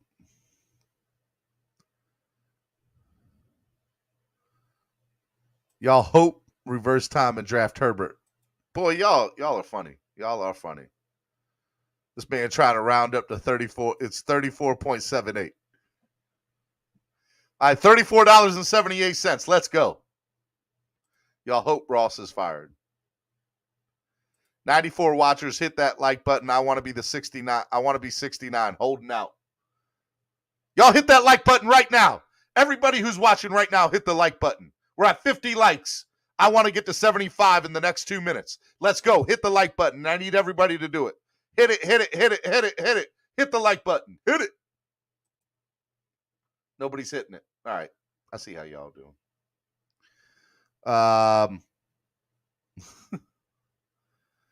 Okay. Y'all want to get on. Y'all want to get at me. Let's go. Let's go. I'll give y'all a little bit of time today. I'll give y'all a little bit of time. Donate to the channel, help the channel grow. Every $10 donation that you guys donate, $10 or in $10 increments, you will get entered to win a autographed Javon Holland jersey that you see here, courtesy of ZSM Sports. ZSM Sports has got a lot going on the next couple of months. They got a Brandon Jones signing. They got Javon Holland signing. We are giving away on next Friday this Javon Holland jersey. So if you donate $10, every $10 increment is a raffle slot. If you donate up here, that's great. If you donate on Cash App or PayPal, I will double your raffle slot. So go ahead and donate to the channel, help the channel grow. A lot of things we want to do. Make sure you guys go do that. Shout out to ZSM Sports. Go follow them on Instagram right now, ZSM Sports. Tell them that Steven from Miami Sports Music sent you, and he'll take care of you, man. It's got a lot of really cool stuff. All of his stuff is certified. It's really great. Go check out Zach. He's a great guy. All right. Let's start bringing on some of these people. I'm going to go ahead and bring on my number 3. Don't want to get it twisted with Andrevius. My number 3. What's up, Drew? People are trying to say you took Andrevius. Twins. Twins, Basil, twins. I'm not trying to take anybody's spot here. Listen, y'all are crazy out here. You guys are so thirsty to get rid of Tua that you're willing to trade away your future for a minimal upgrade at Kyler Murray, or the potential of 2 years with a Russell Wilson or Aaron Rodgers. Yes, I am. Crazy. 100%. Listen, you got, like I think you said it yourself. You got 2 years with Rodgers. Drew, let me ask you a question, Drew. Let me ask you a question. Yeah. If I could tell you that you will have.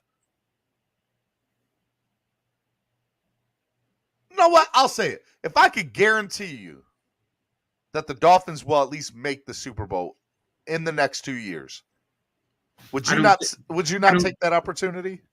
I don't think that's a guarantee at all with Rodgers.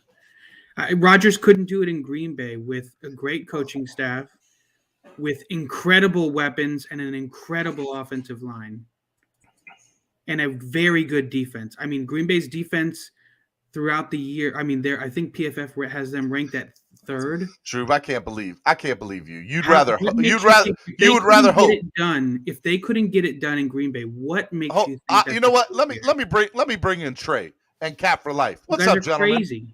Crazy to think that. What's up? Yeah, but good morning, everybody. Just first and foremost, I mean, you have to put into account.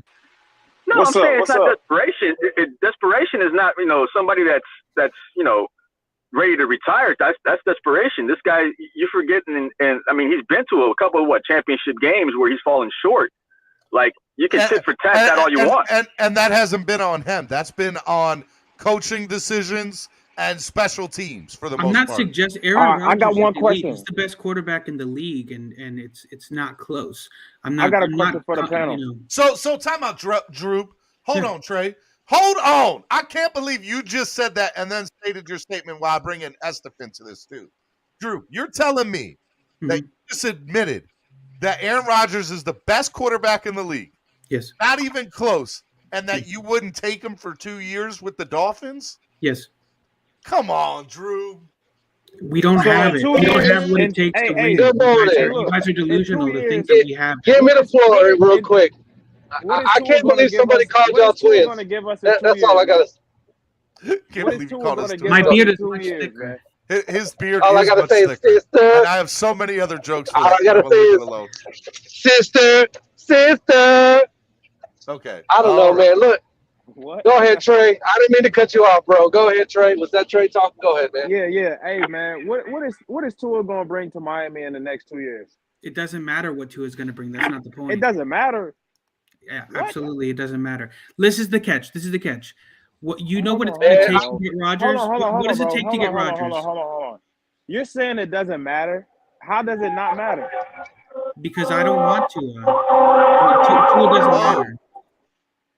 That's cap for life. That's got to be cap. That's why I put you on mute, cap. Look, you have two options with Tua. You ride him out this year, and maybe he's good and maybe he's bad. If he's good, then great. You have Tua. If he's bad, you have 2 first-round picks in next year's draft. Boo! Color, what's up, Color? What's up, guys? Cap, what's going on with that? I want to hear what Trey was going to say. With the fire truck. It's Friday morning, man. Like, somebody already burning their house down. He's watching the news. It's not even the weekend yet. That's South Florida for you, bud. I know, man. I know. It'll be Sunday morning, and there'll be an ambulance going by. Trey, what's up, Trey? Hey, Trey, you hold on, Estefan. You just said you wanted to hear from Trey. I'm letting Trey go. What's up, Trey? What did you want to ask, bro? Oh no, I asked my question to Drew. He said it didn't matter, So I mean, I don't get that logic, but me neither. Is what it is. It doesn't matter. With Tua is not the problem. You get rid of Tua or you keep him. Taylor made Jedi with the $10 donation. He said 67.8, 2,653 yards, 16 touchdowns, 10 interceptions. Yep. Yeah, exactly. 66, 2,664 yards, 16 touchdowns, 10 interceptions, 35.5 QBR. Can barely tell the difference between Dua and Davis Mills in the same number of games. Hall of Fame laughing. Steven, I got to say something real quick. I'm keeping the peace today because you know I don't agree with Drubitron. Obviously. I mean, bro, Drubitron's talking blasphemous this morning. Look. Controversial. Just being first things first. I got to tell you, Steven, sometimes a world issue like this, like for what's happening over in Europe, bro, it has to be talked about. And I know you said that, you want to keep it sports centric today, but I just want to applaud you that you even talked about it because, bro, like this is history being written right now. And it's the biggest war that's happened since World War II over in Europe, man. Ukraine is like the second biggest country that was a part of the USSR, man. So there's a lot of history there. I applaud you for talking about it. And I think you hit it right on the head, man, when you were talking about, Vladimir Klitschko this morning, man, because I had no idea. Those guys. Story's crazy. Yeah, man. I mean, and a lot of people don't even know, man. He's like everybody, in the boxing world, he was always said to be like Russian. He was Ukrainian, man. A lot of people thought he was Russian. And I remember when he went toe-to-toe with Lennox Lewis, bro. Yeah. And, it's debatable, but I honestly thought that he potentially won that fight. So he's considered to be, in my opinion, one of the boxing greats because I consider that era with Lewis, Tyson, Holyfield, and Klitschko to be one of the best heavyweight boxing eras that there was. Like the era that we have now, bro, like the era that we have. I'm telling you how good this guy was, man. The era that we're in now, like, we have Deontay Wilder. He's like, bro, I'm so critical of him because the guy don't even have a freaking jab, bro. But like these guys are true boxers, bro. And now think about it this way. So Lennox Lewis, in my opinion, in that era, he should be considered the great because he beat Holyfield, he beat Tyson, he beat Klitschko. But when, it's debatable him beating Klitschko. But think about it this way. Think about us getting invaded, and that's Holyfield or Tyson. That's a mayor of a city having to pick up a weapon, bro, They're talking about defending their home soil. Think about it this way: Lennox Lewis being the mayor of a city, and he's going to pick up a weapon. You know, I don't think, bro. I understand we're talking Dolphins, bro, and it's probably pissing a lot of people off in the comments. And you had that one idiot in the comments, but bro, do your show, man. Be you, do you. Who cares? All I got, I just here to applaud you for that. I don't have time for drama because obviously you take any of the above. Anybody that's done anything in the NFL, you take them over. Tua hasn't done nothing yet. It's not even debatable at this point. So people think that I won't take Aaron Rodgers. That I think Tua is going to be in Hall of Famer. You guys are crazy. That's not the rationale. But just so you'll kill it, Tua sucks, bro. That's enough. I never said that. I never said that. Don't give There's me. There's only one guy that I want on this team. Hold on, Drew. I'm giving up three but listen to what I said. I know. I'm trolling them. I really don't believe that Tua sucks. I just feel like the conversation is mute, and the stuff that Drabatron is saying, he's coming from a perspective of hope and everything that's unproven and things that you haven't seen. When I look at things, to be honest, I look at percentages, and you look at over the course of history and the Super Bowl era, and what it actually takes for a quarterback that doesn't have it to actually get to the Super Bowl. How hard it is. It's very hard, and basically you're up against the odds. And if you're playing the odds, you don't do that. You take a guy like Kyler Murray who ran a 4.4, it's got a rock arm, bro, who could have played baseball as a pro. Yeah. It's easy. It's not even a debate. You take everybody over Tua right now. Kyler Murray was a top 5 pick. He was a top 10 pick. He's a top 10 pick, but he's the only person to be drafted in the first round in the NFL and in MLB. And he's the only person to be. And with that being, he's not the only person to be drafted in both. He's the only person to be drafted in the top 10 of both. And you telling me he's a minimal upgrade crazy. Over Tua? And that's crazy. Are you serious? Real quick, I want to let Color go because it looks like Color. Are you there? Yeah, I'm here. I'm just kind of listening. To all this. You look like you were waiting. You were leaned in like, oh, I'm ready to go at somebody. Well, I just spent like an hour and a half last night. Expressing my feelings of encouragement from all this training video that we're seeing. We just hope it translates to the field. But as far as Aaron Rodgers, what I want to say to Drubitron is, we're getting to the point now where, we know the league, the media, the rest of everybody else who has respected us for so long because of our undefeated season and all that. We're getting to the point where people laugh at that. And even then, you know what I mean? Like it's getting laughable. It's like, oh, that's all you have to rely on anymore. That was 1972. You know what I mean? Exactly. This and that. That's what you're starting to hear these days. And so what for most teams like Tampa, let's use the example, who's the most recent example of taking somebody else's legend and running to a Super Bowl with it. I personally wouldn't want to be a Tampa fan because of that. Now, when you speak of Aaron Rodgers, on the other hand, who only has one Super Bowl ring and still has a lot to prove on his legacy, I think it's a little bit different because, especially for a team like Miami, because you look at our Super Bowl record and we're actually only one Super Bowl win away from being at 500 with 6 appearances. Now you take that coupled with the undefeated season in the back-to-back run in 72 and 73, and you say all of a sudden that regains its relevance because it's coupled with 6 appearances and a 500 record.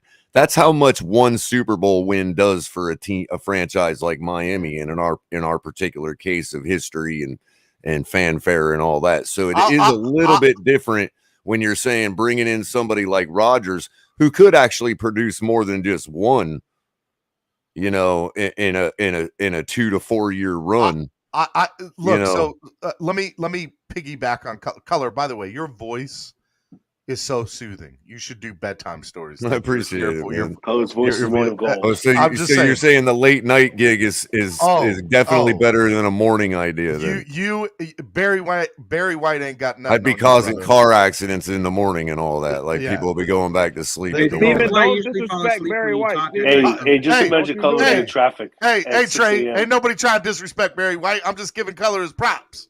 All right, real quick. So number one, what's up, dude? Let me piggyback. What's up, guys? Let me piggyback on color for a second, real quick. I'll at least say Ali's $5 donation. I appreciate the donation. The truth is, by the numbers per set, outperforms to it in almost every category. What hope is in that? Okay, I'll get to that in a second. Let me back up on what color said. Color is 100% right, because here's the thing. I personally, and you don't have to agree with me, I personally would Alexander, let me put you on mute. Okay. I personally would give 2 years of potential Super Bowls, even though they're not guaranteed. The hope, like, it would be more than hope. It would be, we got Aaron Rodgers, we got the MVP of the league, we have a chance to go to the Super Bowl. Give me 2 years of that, and then I'll take whatever happens over the next 5 to 10 after that. Not even caring. But Steven, not even caring. But okay, Steven, would you give? Hold on, Jovatron. Hold on. Would you give your left testicle, bro? How much do you love this team? I can't do it with you. Jumbotron, what were you saying, Drew? Okay, here's the difference. Okay. Oh my God! You think that because we get Aaron Rodgers, we have a chance, and I'm going to be honest. We don't have a chance with Aaron Rodgers, and I'll tell you why. We are not, and that's where we'll fundamentally disagree. That's where we'll fundamentally disagree. We are not a Tampa Bay with Tom Brady. Right now, bro. We don't. I am on mute. I am the necessary.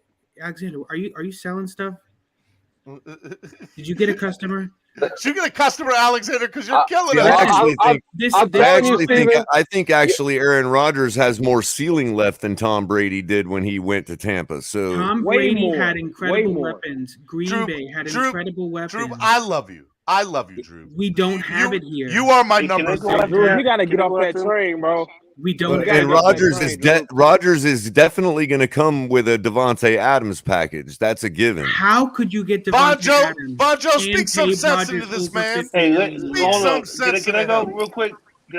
Steve? How do you get those two? How is that even possible? Go ahead, Alexander. It's like Spider-Man. His twins completely opposite. This is the only thing I'll concede. If you can get Rodgers for less than 3 first-round draft picks and less than 50 plus, that's never gonna happen. Then how do you build a team around Rodgers? He's been in Green Bay for 17 years. He's won 1 Super Bowl, and he's had absolute superstars around him his entire career. That's not true. That is absolute revisionist history. That is revisionist history. How do you reconcile that? I mean, you can do one Google search. Let Alexander go real quick, then color. Alexander, then color. Outside of Devontae Adams, he has really had no superstars outside of Devontae Adams. Now, here's the thing I would do. I would try to trade for Aaron Rodgers, but I would not give up the farm for him. Okay, like I would for the farm. I would. The most I would trade for Rodgers is maybe 2 first-round picks and a third. It's not going to cut it. That's not going to get you. Alexander, it's being reported within the last 14 hours that Rodgers wants a big payload. He wants to get. I would give him a 2-year deal with a big payload around that. And my question to Drubitron is, who can afford that? Like what you're talking about. Like you're saying, how can you get Devontae Adams and Rodgers in a package? Who can? Nobody gonna get it. That's why I don't think Rodgers is out there to try to get a Super Bowl. Rodgers wants to get paid and he wants to enjoy life, and that's why I honestly think he might end up in Miami because we're big enough suckers to pay this guy. Okay. That being said, is it fair? But that being said, I think it's fair to say that we underestimate how important it would be for Rodgers to show up Dan Marino. All right, hold on, Drew. Bonjo, then Trey. Go ahead, Bonjo. All right, so I just got 2 comments. How you doing, Drew? How's everybody doing today? Clanging and banging, What's up, bro? baby. What's going on, Vaughn? Bro, Go ahead. Sorry. Hey, I just got done, and I'm just cleaning up the garage because things are all over the place. Drew, for the past, I'd say, call it 24 hours, I've heard you defend Tua, even against stats. You defended Tua against TD and Dudley Do-Wrong, and we all know Dudley is a heavy Tuanier. No, see, that's where everybody got. Wait, hold on. Let me finish. Bro. We're not done. Let me finish. I wasn't defending Tua. Let me finish. So at this point, Drew, I want you to come out. All right, with all the conspiracy theory, Steven, I came to the conclusion. Drew is Tuanon. And I need him to admit it. Oh, wow. Could be. I need you to admit it. Admit it. I can neither confirm nor deny. If you are Tuanon, Drew, then you are my number 2. And I will. I'm like, listen. Don't fall for the banana tempo, Drew. Well, your twin is actually consistent, though. Admit that. I'm thinking it's Vaughn Joe, to be honest with you. And 2, I mean, usually the guy that's pointing somebody out is the guy that's holding the biggest secret. I know. No, but because we you smelt it, you dealt it. Remember the old saying? You smelt it, you dealt it. I'm also the guy that says, "To hell with them." To hell with the draft picks. Hey, Vaughn, this show gets to everybody, though, because even Alexander flopped last week, bro. We eventually, Drobotron's going to flop. These draft picks. When has St. Louis picked first? When was the last time they picked first? St. Louis. When was the last time St. Louis picked number 1? Los Angeles. They were St. Louis first. I think they were the St. Louis Rams. Okay, hold on. That's a great point. I love how people talk about how the Rams are building their team. And you're absolutely right. And you know what the Rams have been doing before the last 3 years? They drafted guys. And you know who built that team that gets no credit because he's no longer there? Jeff Fisher. Jeff Fisher built that team from the ground up. Exactly. Hold on. Wait. All the credit for that team that was built through the draft. The only cornerstone piece Jeff Fisher drafted was Aaron Donald, bro. Who was okay? That's a good one. Hold on. But the thing is, Jeff Fisher did draft Jared Goff. Drew, you know you're fighting your own argument. Jeff Fisher did. Wait a minute. Yes, he did. Hold on. Yes, he did. Jeff Fisher was the coach when Jared Goff was drafted. And he drafted Todd Gurley. But again, Drew, you're fighting your own argument that, the team was built from the draft, yada, yada, yada. But guess what? Our team is pretty much built. We're missing just a couple more pieces. To heck with them first-round draft picks. If you think we're missing just a couple pieces offensively, hello, gentlemen. So I just don't see how you. I mean, how do you get to 9-8? How do you get to above 500 2 seasons in a row if you're if like your entire team is that much? I want to know, but I'm not saying the entire team. Hold on, guys. Hold on. Hold on. One mic. Hang on, real quick, Drobotron. Alexander, you go, and then after you go, Jolie. There we go. I did it for you, Steven. All right. My bad. All right, so we are more than just a few pieces away from contending. Okay, that's one. Everybody keep telling me that. We need another receiver. We need another receiver. Let know that. We need a running back. Let him finish, guys. We need a running back.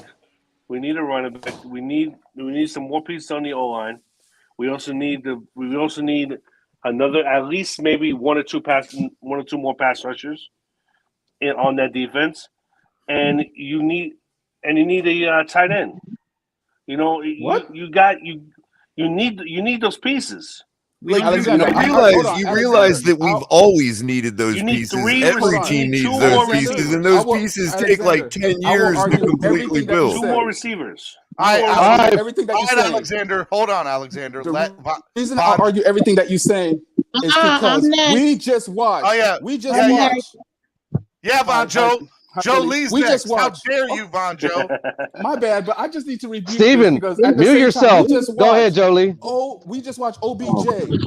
Go ahead, Jolie. I muted Von Joe because he don't know how to wait in line. He don't know how to wait in line. No worries, gentlemen. Good morning. Thank you for having me this morning. Good morning, Jolie. I talked a little bit towards the tail end. I've been busy with work, but I wanted to go ahead and chime in because I cannot understand why I'm hearing this. You're seriously telling me you're not willing to give up your draft picks for a quarterback who actually has success and it's probably missing the right team to be able to get to that next step. You don't think we're that team for that quarterback, and that quarterback? We're not. We're more than a quarterback away from contending. We're more than a quarterback away from contending. Alex, hold on. We all know we need pieces. That's a fact. We have like 20-something players that we have to sign. We know this. However, if we take care of that QB, we'll be able to go ahead and actually not need a top 10 or a top 5 or a top 3 in every other category. Right. Having the QB will actually help us. I don't know about that.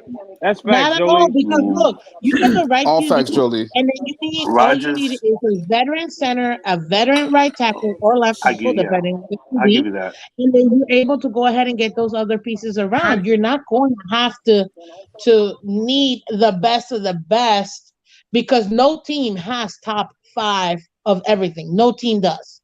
It's not even the impossible Rams. to do. So Tampa Bay does. It is possible. Godwin and we don't and know Evans.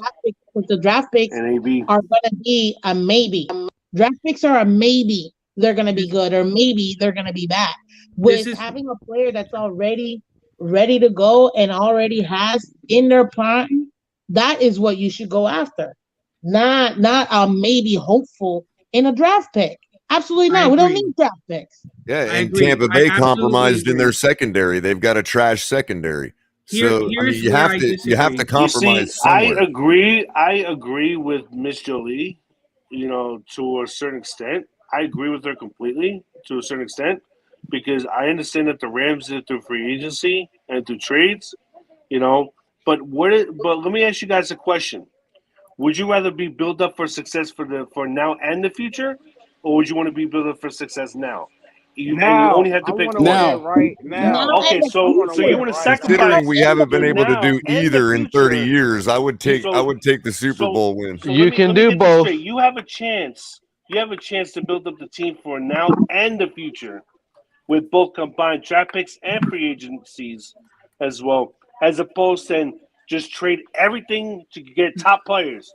To trade Who's our quarterback? To get one top player. Who's our quarterback? That's the question. But no, who can we build with now? Who are we? Who's the now?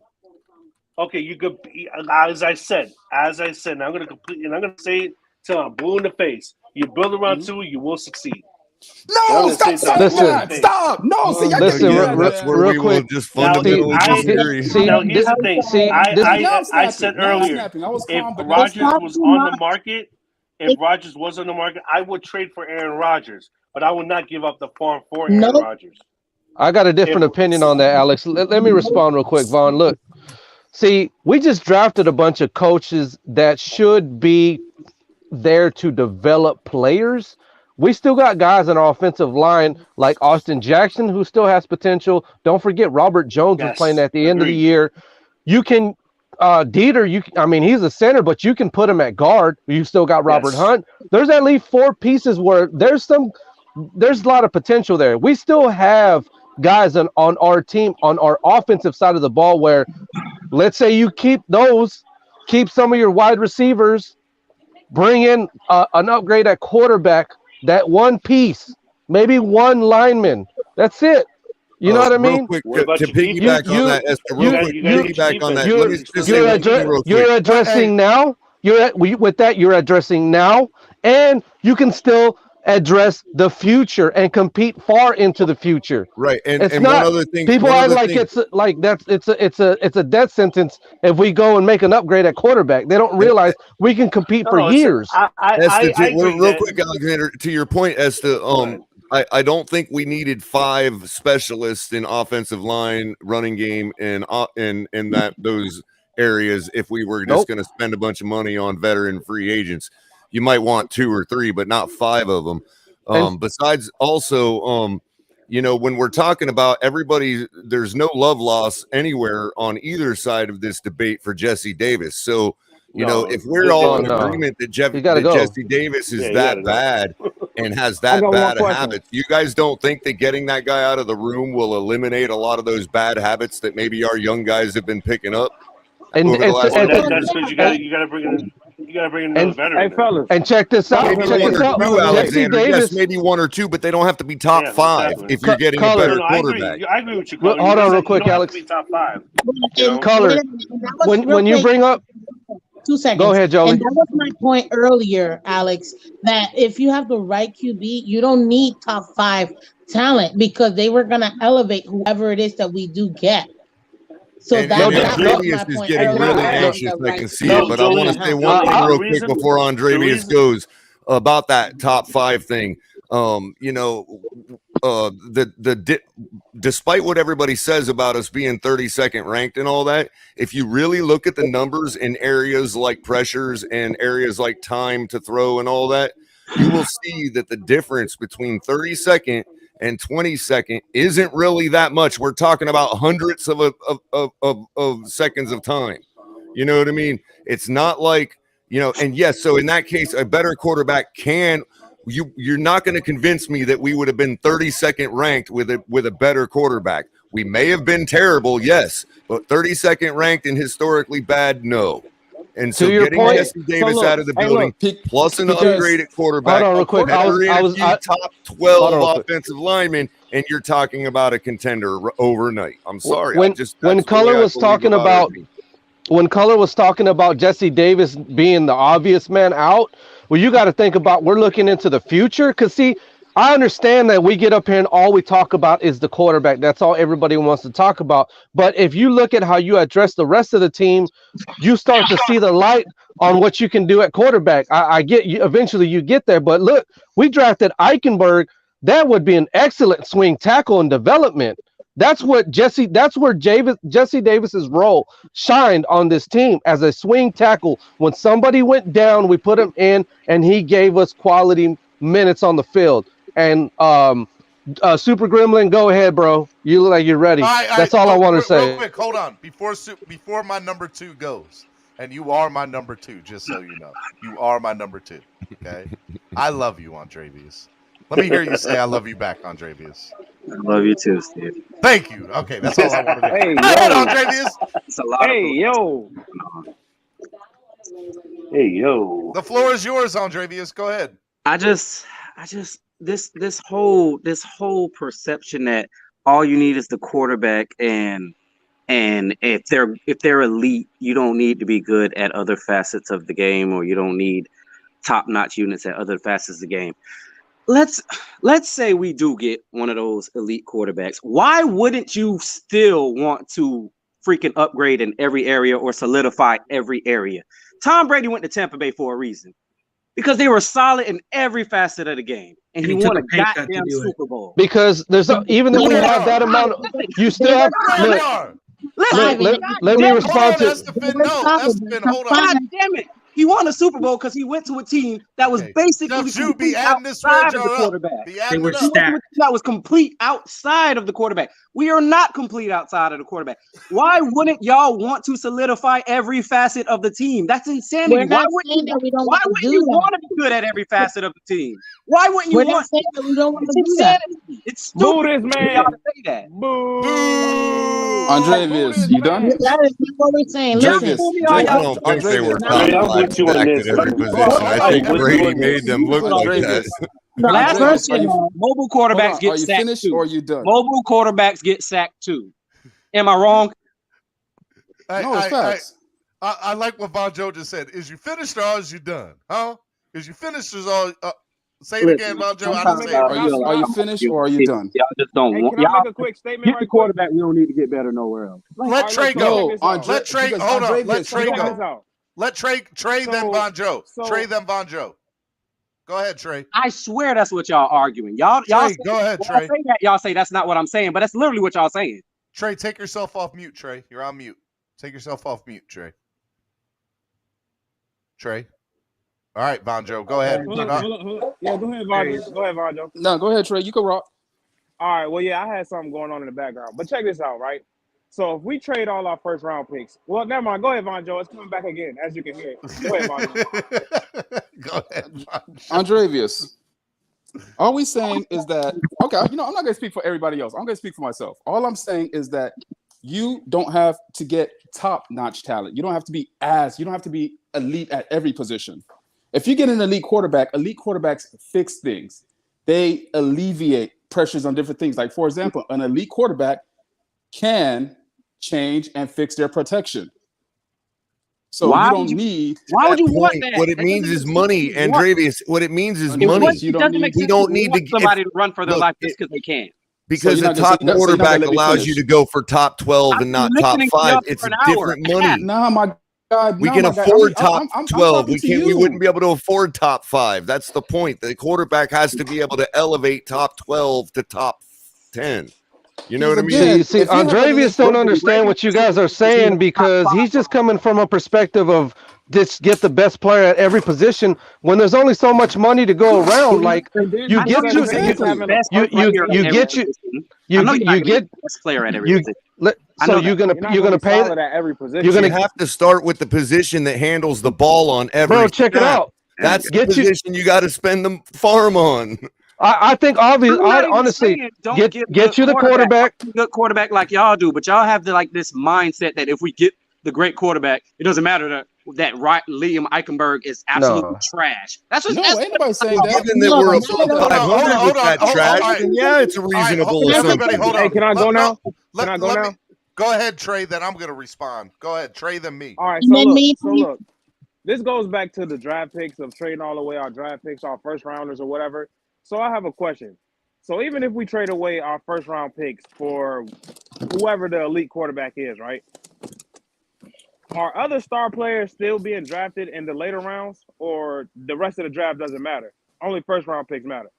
No, I'm not even arguing from the draft standpoint. I'm arguing from the standpoint. It seems like everybody's arguing that if you have an elite quarterback, they can have mediocrity around it. Okay, and that's what it really sounds like. I don't think top 12 is mediocre. Hold on, guys. Hold on. So let me answer Trey's question real quick. Number one, I think there's a lot of value in second, third, and fourth round picks, and sometimes even fifth. Y'all have to remember, and this is just the obvious, right? Brady was a 6th round pick. Andrevius, where did you go? I was about to answer you, and you're walking away. He was also an elite quarterback that didn't always have the best around him. That's true. And he took, but he worked within a system, right? Brady worked within a system. Now, to answer Andrevius's point, right? Although he walked away, I'm mad at Andrevius left. I'll say that I don't think that that's what we're doing. I'm not stating that Aaron Rodgers is the number one answer to our problems. That's not what I'm saying. I'm stating that I think if we just change nothing else on this football team but Aaron, we're an AFC divisional team. We're a contender, Stephen. We're a contender at that point. We're easily in the we're easily in the second round of the playoffs. And all you need to happen when you get hold on, Alexander. All you need when you get into the divisional round is 2 or 3 things to go your way. And I'll say that even if we got him, even if we spent $50 million on him, that's not the only move the Dolphins are going to make. They're still going to go out and get a starting offensive lineman to help bolster the offensive line. They're still going to go out and get either a veteran running back or a rookie running back in the draft. They're still going to go out and get some other wide receiver to complement Jalen Waddle and replace Mike Gesicki because you're not keeping Gesicki. We still brought in 500 coaches to coach up what we got. $80 million, Drub. We don't have $80 million at the moment. Plus, Drew, I'll even give you this. If we do go out and get him and we spend $50 million on him, there's another 20 to 30 that's going to become available because we're going to get rid of some people. Yeah, we stand to gain 10 million from trading somebody like Byron Jones or Xavier Howard. Okay, but now you're making the rest of your team worse. No, it doesn't matter, Drew, but John, because what are we giving up? We're only scoring 20 points a ball game, and 7 of those are coming from the defense every game. You're only trade pieces. There are pieces on the defense. Let's play this out, bro. Drew, let's play this out. Can I respond, please? Hold on, Jolie. Give me 1 second. Let's play this out, Drew. Right? You're telling me that by replacing, by getting Aaron and let's say Color in my conversation is right. We get rid of X and or Byron Jones, right? Color, is that the guy you said? Well, that was a guy that can gain us a lot of cap space. Okay, so let's say that's 10 to 15 million right there, right? Okay. Actually, it's more than that. It's probably 20 to 25 million. I could get you say 12 by cutting Howard. Okay. You say 12 right there by cutting Howard. And you save 10 by cutting Byron. Number 2, our most what is the position we have depth at the most? Secondary. So they're not going to be as great as those other guys, but they're still going to be capable. I don't know about that one, Steven. They're still going to be good. Now, I don't know about that. Hold on. Let me make my second point. Here's my second point. My second point to the conversation that Color said, if we're averaging 20 points a game and now we bring in Aaron Rodgers, you got to think that that number is going to go up by at least a touchdown. So let's say 26 to 27 points a game. And you got to think that our defense is not going to be the one to get 7 of those points. Stephen D, real quick, pause a second and take the name out of it. Just bring in the production, 33 touchdowns. Divvy those up across the 17-game season, 16-game season, okay? And that's how many more touchdowns you're going to get per game. That's going to be added to your points per game. That's 16 more touchdowns. And no, Drew, 17 more. So you are right. I understand your thinking, Drew, but understand that the numbers will equate. That number one, it'll even out, and then it'll still tip the scales in the way that'll benefit the Dolphins. So I'll let Jolie go. Jolie, I'm sorry, Jolie. Go ahead. Could I ask a question after Jolie? Yes, after Jolie. I want to let Jolie go. Can I go after one, Joe? Thank you, guys. So, thank you so much. So let me go over what Andreas said, and let me go over what Color just said and what Steven just said real quick, if you guys don't mind. First of all, nobody's saying that we don't need to get better players at our with our team, regardless. They're gonna help out, and we won't need those top 5, or at least that's what I'm saying. But top 6, top 7, top 10 is still gonna be good enough, and it won't cost us as much. Now, as far as trading Byron or X, I think X is going to be the one that might get traded, but you have to be insane in thinking we're going to let go of the key pieces that make this defense. To me, this defense needs to stay intact. And right now, if we have to trade X, I don't want to trade X, and I don't think we should, because to me, they are the backs, the what is it? I forgot the cornerstone. The backbone. Thank you, Steven. The backbone of this defense. So no, even though we have depth is good for the future. But right now, with the right QB and the pieces that we have in defense, we can make it happen. And we won't need 3 O-linemen. We'll probably need maybe 1 vet or 2 vet. As I say, the center and either right tackle or left tackle.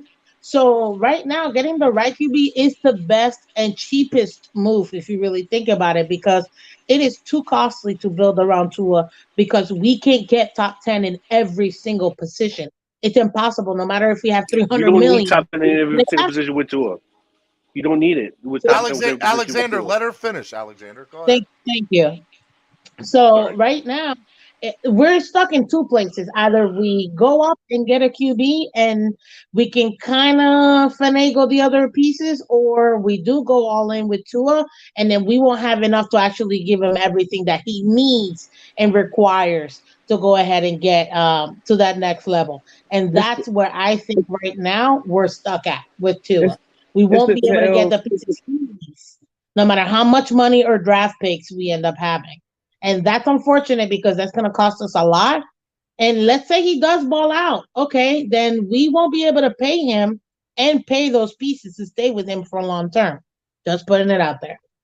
All right. And I'm all right. I want to let Alexander go, then Trey. Alexander, then Trey, then Von Joe. Alexander, Trey, then Von Joe. Joey, so you're saying is that Von Joe, get mad. Get big mad, son. Go ahead. If we keep Tua, then you're not going to be able to. You're saying we're not going to be able to keep the pieces that we have. Is that what you're saying? No, what I'm saying is if we keep Tua, which is what it looks like they're trying to do, then we won't be able to get him the pieces he requires for him to be better. Why because not? We can get pieces because all those draft picks that you guys are coveting so much, and all of these all these other elite players you want to get, guess what? There's only so much money we can get. So you're gonna pay everybody else what? $200,000 a year for the other pieces. It's still 20 plus positions we have to get with Tua, and you want to still get elite players. It's too costly. We won't have it. So it's either we give them the best we can afford, or we can get a quarterback that can deal with that best. That's not true. You want to know why? Here's the thing: you can still keep Tua. Yeah, I can hear you. I can hear you, Joey. We can hear you. You still keep Tua. You can still keep Tua, and you can still build around him with the right way. You don't need a top 5. You don't need a top 3. You don't need a top 2, to build around him. You just need to get the right pieces around him. Whether it be you could get a guy like Allen Robinson that will cost a lot to fit in right there. You got Jalen Waddle. You draft another receiver in the 2nd or 3rd round, right there. You get a guy. Let me, Alexander. Let me stop you for a second. Let me ask you something, Alexander. And I still want to let Trey and then Von Joe go. Von Joe looks like he's about to he swallowed a fly over there. Look, this is what I'll say to you, Alexander. You're telling me that all the moves that I do believe that I think that as long as Tua is our quarterback, they will make or they should make. The equivalent to that will be better than going out and getting Aaron Rodgers and Russell Wilson and a couple of veterans and maybe 1 or 2 big name free agents rather than multiple free agents, multiple draft picks, and all the above.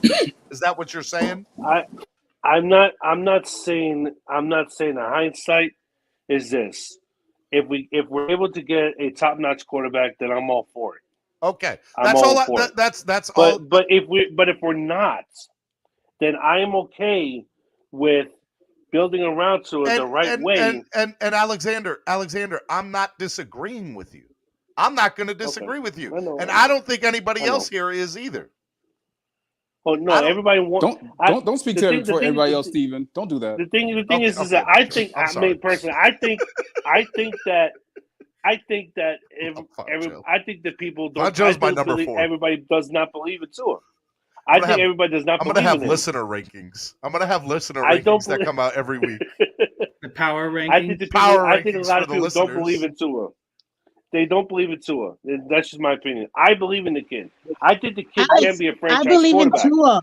I want to real quick because I want to let Trey go and then Bon Joe. But in the chat, number 1, go ahead and donate to the channel. And in your donation, do your top 5 listeners on the channel right now. I want to see that. That'd be pretty awesome. All right, Trey. Go ahead, Trey. And you cut X, in my opinion. I think you could cut X. Go ahead, Trey. I wanted to say, they say we don't believe in Tua. I believe in Tua. I want him to succeed. But like I've been saying these past 2 years, man, just as far as the eye test and what we see on the field, I just don't see how much further he can take us. We had 2 back-to-back winning seasons. They may say the first one, he was getting treated badly or poorly or whatever the case may be. But if we have a chance to go get an elite quarterback, do you all believe in Russell Wilson? That's a question I want to ask first. Or do you not believe in Russell Wilson? I believe in Russell Wilson. I think Russell Wilson's top 5 quarterback. So do you all believe Russell Wilson can get us to the conference championship? I believe in Russell. I believe in Russell Wilson for $30 million. For the right price, yeah. For the right price, yes. I think Wilson gets as far as the divisional round. Okay. Wait, what? Okay. Versus who? Wait, with our defense? If he comes on the team now, okay, and you add one piece, two pieces, and whatnot, the farther you will probably get is the divisional round.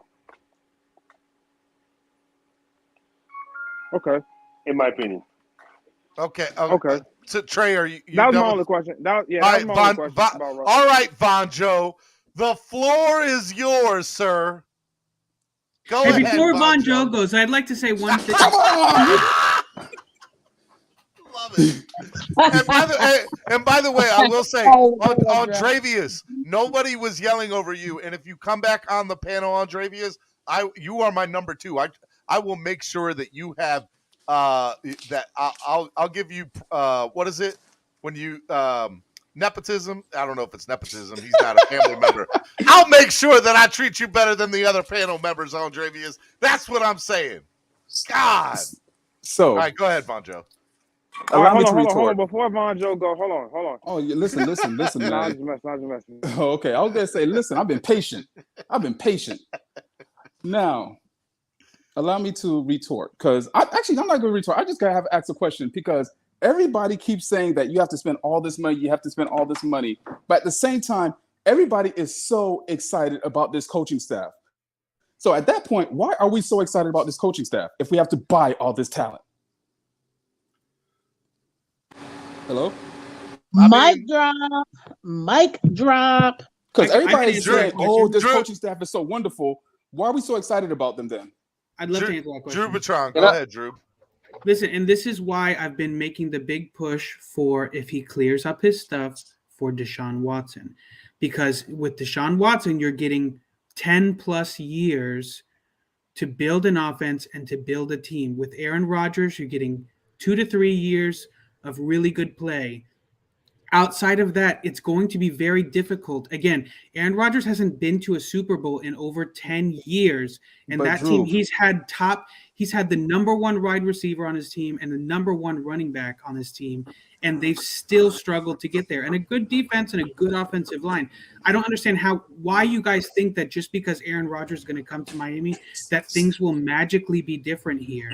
That he's just going to be. Listen here. Drew Patron, the Yin Yang twin just flopped. I told you it was going to happen. I never heard this guy talk about Watson.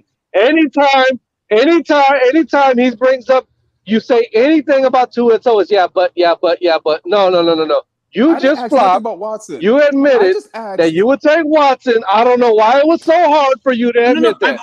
I've always said that, Esther. I've always go on my Twitter. I have the receipts from when Watson said. I'll give Drew. He said he'll take Watson. I've always said I would take Watson. I didn't bring up In a Watson. heartbeat, I would take Watson. And I would trade every draft pick we had for it. Drew, you did not answer my question. What is so special about this coaching staff that we all getting excited about? Wait, who mute me? Why you mute me? Why? Sorry. I didn't mean to mute you. I was getting feedback, and that's because I had a whole other page playing. And so okay. I was trying to figure out who it was. I didn't mean to. So I was saying, why are we getting so excited and getting goosebumps over this coaching staff? Everybody's up in arms about that. They're so wonderful, but they're also saying that, oh well, you got to get a whole bunch of top talent. Yeah, if we could just bring in, if we could, I miss you, dude. If we could just, so I'm saying, if we could bring in an elite quarterback, let's say like Rodgers. So you're saying with Rodgers, Waddle can't be a top 5 receiver? He can't become an elite receiver? Yeah, possibly. Okay, so DVP can't become a great receiver? DVP's got to be on the field to be a great receiver. I don't know if he can stay on the field. Bro, if we get Rodgers, Waddle's probably going to be the best wide receiver in the AFC. Probably. For real. Maybe in the league. I'm willing to concede he could be top 5 in the league. Exactly. So you don't have to bring in elite talent. You have a quarterback that could. You have to bring in defense. Some. No, but you have but we don't have Drew, one thing that we saw is that Tua can't read a defense to save his life. That's what gets me so pissed when people say that he's an elite. The man can't read a defense. He can't read a book. Not true, Von Joe. Not true. What are you talking about, Alex? Don't tell me that. Don't tell me. Wait, show me that he read it. Show me where he read a defense. Because Drew, all of us last night saw that he can't read a defense. No, just because he's because when it comes to his second read, he is trash. He can't read his defense. second read is trash. That's why I got so pissed because I knew that he was behind. He can't read but I defense. didn't know Get him, one Von Joe. Get him, Von Joe. One at a time. One at a time. That's what got me so hot last night, Drew. It's because I knew that he was behind. But when I saw the gap, instigating it. The gap is what bothered me. Trey Von Joe don't need no hype man. He's bad on his second read, absolutely. I'm patiently waiting. Two different reasons for why. Why is he bad on his second read? Why is he so bad at it? What's the multiple reasons? Can I answer that? Answer it, and then I want to let CB go after Drew. I think he's bad on his second read because he's terrified. I think it's a mental issue. I don't think it's that he can't read defenses. I think we're being silly to think excuses that don't matter. He's got to get over it. Go ahead. Quarterback. I don't. And I'll be honest. I said this to TD too. Nobody wants to hear that, bro. It's harder to overcome. Get out there and do it, and don't quit making excuses. Go ahead, CB. Not an excuse. Why Estefan, this ain't your channel. Stop. Esther to turn into the moderator, man. He said, he was like, yo, CB, what's up, CB? He said, Drew, we're trying to stop talking. Go ahead, CB.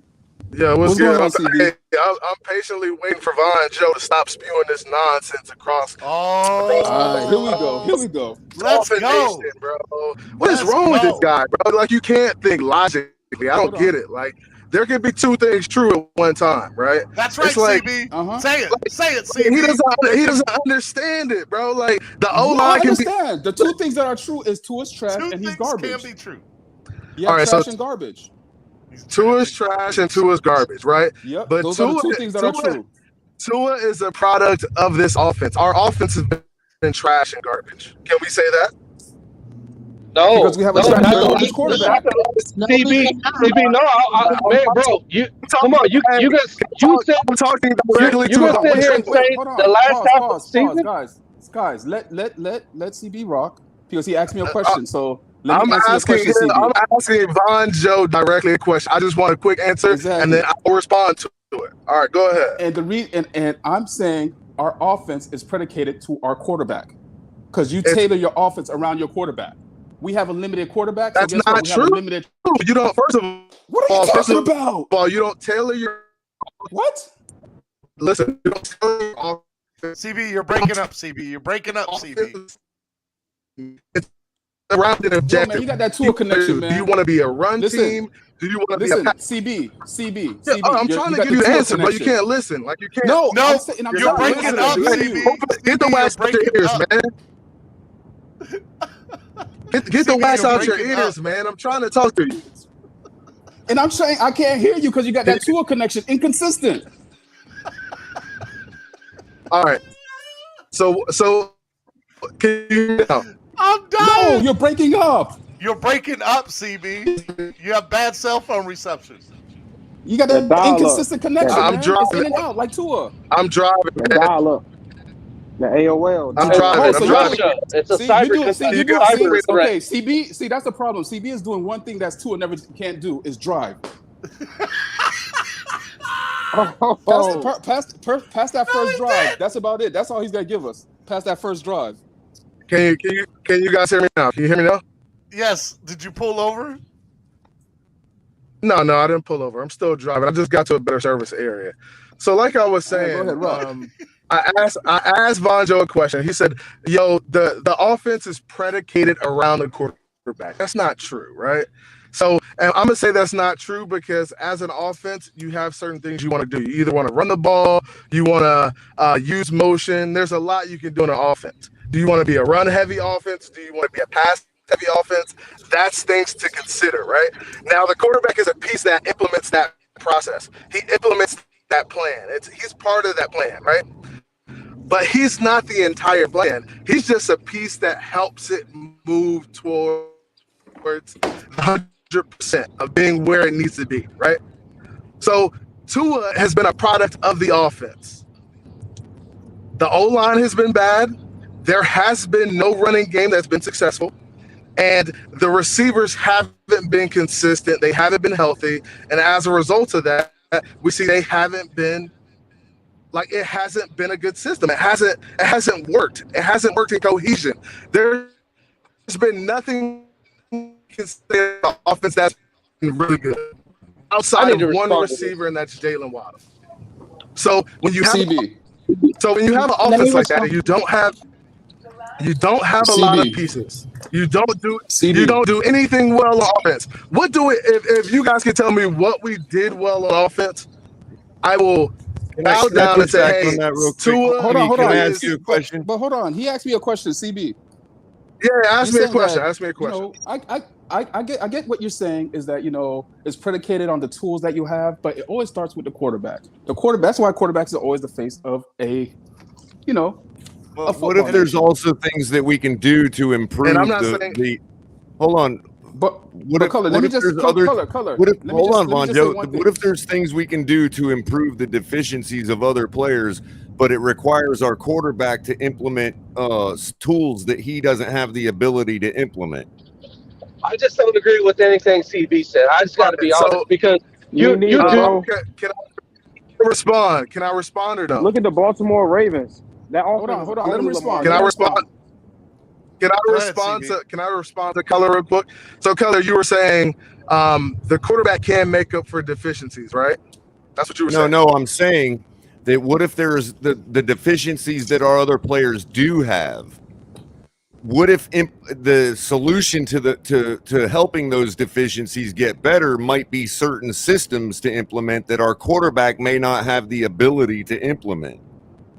Well, we have to talk about those deficiencies. What are those deficiencies you're talking about? You're the one that pointed them out. We're an above 500 team, so I don't see as many as you claim. So you're the one that pointed out the deficiencies.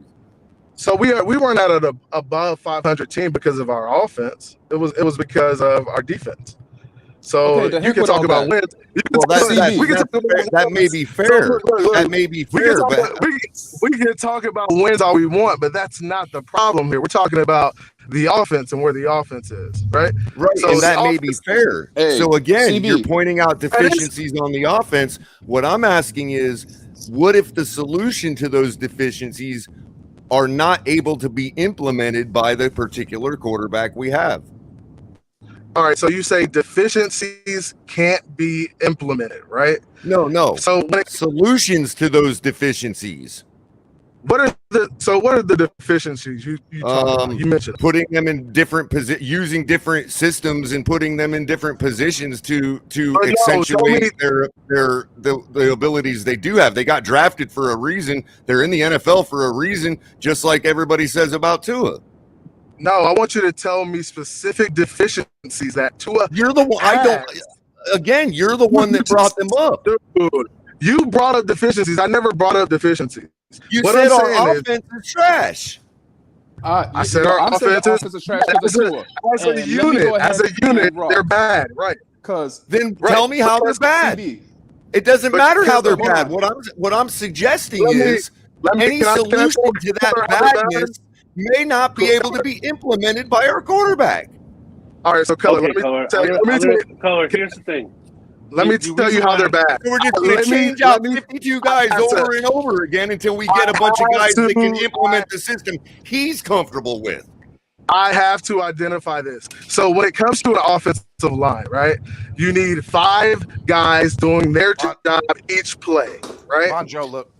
So that's a lie. That's a lie. That's a lie. You don't need 5 guys. So you don't need 5 offensive linemen doing their job in order to be successful each play. Hey, Joe Burrow did it with 2. So you're saying that every offensive line, in order to be worth his weight in salt, has to know every single. Hey, look what happened, Bonjo. You got a blue that there is on the planet. Is that what you're saying? Yeah, exactly. Bonjo, look at the. I expect that out of the quarterback. So what's the difference? Guys, you're taking it literally. Super Bowl the next year after blowing out his ACL. Guys, you're taking it literally. What I'm saying is that 5 guys need to be working in unison toward making the play successful. And what I'm telling you is that's not happening. You're saying that that's not happening, CB, correct? I'm saying You're there saying are that that's not happening, correct? I'm saying there are guys on the offensive line not doing their job efficiently. Okay, how do you solve that? How do you solve that? You get new players or you get better coaches. Oh, I see. So we just keep getting new players until finally the system Tua wants to run works. It's not as long as we're in agreement on that, that's what you're suggesting. That's all we're saying. We don't want to do that anymore. Scheme. Okay, so it's about the offensive scheme that McDaniel implements, right? Right. Now, supposedly, right. So follow me. You're answering my question, okay? So follow me. Now, supposing there's a scheme that solves that problem that McDaniel implements, what if our quarterback is not able to implement that scheme? Then you change your quarterback, but you have to. Thank you. That's all we're saying. They couldn't just be that the whole time for the last 2 years. Right. So what we're saying is that I'm saying this offensive scheme we previously had did not work. It wasn't successful. It didn't complement our players. Around Tua. You said because we catered around. We're above 500, so our offense did enough. Like you didn't see CB. Above 500 above 500 has nothing to do with defense. I mean, nothing to do with. It has nothing to. Wins don't mean anything. Our defense isn't the one that scored all 20 points per game. Then yes, it does have something to do with the offense. You can try. Defense did everything to get those wins. Jolie, you can try to get in. It's crazy right now. Let me get a quick question to CB. CB. Okay. Yes. It seems like you really are for Tua, and that's 100% awesome. Let's just put it out there. Tua's our QB. Don't help that man be delusional, Jolie. Stop doing that. But right now, answer me this: how many games has Tua missed in the last 2 seasons? Von Joe, look at the screen. He's missed a lot. He's missed a lot. A lot of games. Yes. So if you have a QB that at least could be there for every game, do you think that will put us in a better position? Of course, but now keep this in mind. Now, him missing games, Jolie, was a product of the offensive line. They protect him. That's why they're called protectors. They're supposed to protect him. Jacoby Brissett got the same amount of sacks as Tua last year, but he was still there for the games that we needed him to be there. I'm not saying that he was good because I hated him when he came in, but all I'm saying is same amount of sacks and still was able to be there the games we needed him to. One issue a lot of people are missing with Tua is he's not available. And don't tell me it's just about the O-line play, because at the end of the day, Ryan Tannehill he was the most sacked quarterback in like 3 seasons in a row with us. And that man still kept playing. So it's really on Tua to actually be available for these games. I truly believe he would have actually made the playoffs if he were there those 3 games he missed earlier in the season. I have a question for you. Why are we not giving? We could talk about injury prone all day, but let's go ahead and talk about this. Why is it Devontae Parker getting so much hate? He's always injured. Right, because they give him a pass. I don't know why. No. We've been wanting Devontae Parker on, man. Are you serious? Nobody giving Devontae a pass. See, that's the thing. Nobody's giving Devontae a pass, but you guys keep giving this trash quarterback a pass. I just got nothing to say is this. That's our issue. The reason why offense was not bad, the reason why offense was bad last year is he left. But anyways, the offense was not bad. It was not because of quarterback play.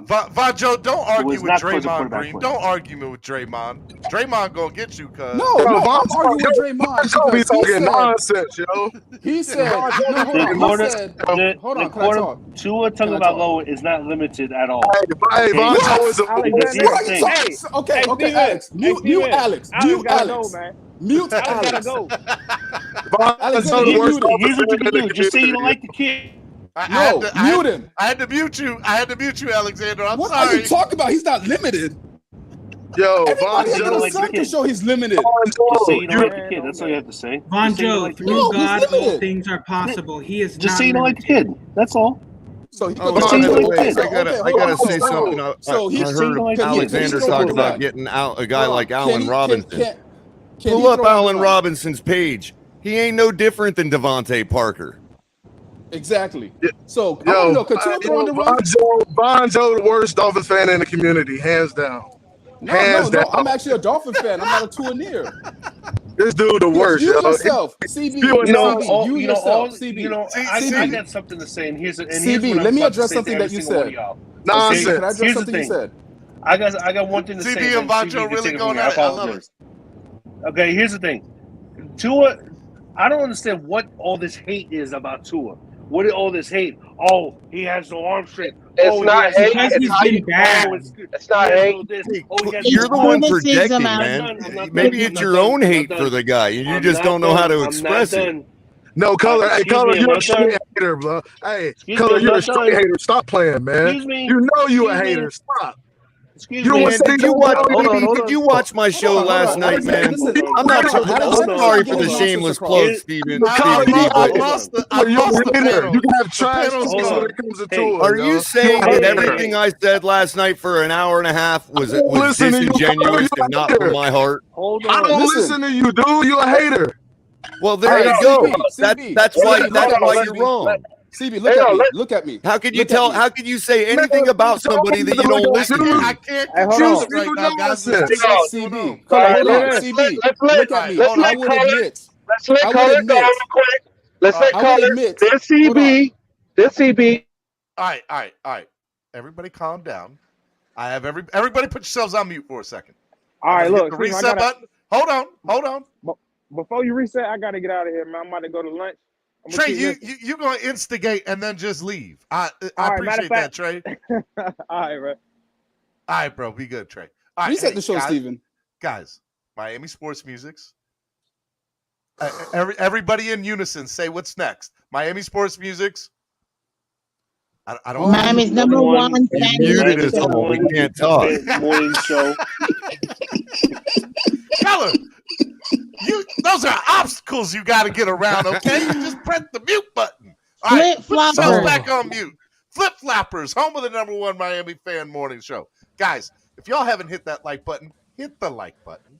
Number 2, I got a crazy panel on today. I got Estefan, Spurs fan. I got color commentary, bringing a lot of the color today. Green Rat, Drew Batron, my number 3. Alexander. I wish I wasn't done. That's all right, Alexander. Put yourself on mute. I know you're not done. Von Joe, Mr. Clanging and Banging himself, my number 4. My number 4. At least I'm in the top 5. At least Tua can't CB slowly getting up there because I love CB. CB coming with that smoke. It's going up, man. CB, you're my guy. First of all, you sound just like Draymond, and I'm going to start calling you Draymond here in a minute because you bring you have that same energy, man. You not only sound like him, you bring in that same energy, and I love it. All right, and then you got Jolie, Miss Fins in the building. Okay, guys, donate to the channel, help the channel grow. If you donate $10 or more, or $10 increments, you can win this bad boy right here, this Javon Holland jersey. We're giving it away March 4th, next Friday. Anybody who donates $10 in $10 increments. So if you donate 10, that's 1 spot. If you donate 50, that's 5 spots. And if you donate through Cash App or PayPal, I'll double whatever your entries are. So if you donate 10, you'll get 2. If you donate 50, you'll get 10. So donate to the channel, help the channel grow. Got a lot we want to do. Okay. Now, I'm gonna go around the horn, and I'm gonna let people talk here. All right, I think we can do another 15 or 20 minutes. And Alexander says donate. I like how he said that. He said donate. All right, so I'm gonna let my man CB go because y'all been getting on my man. Y'all leave my man alone. Everybody's been getting on CB. I'm just tired of these guys spewing this. He came from me, Steven. Nonsense. Tired of it. Hey, Vonjo, you're the worst. Color, you're second.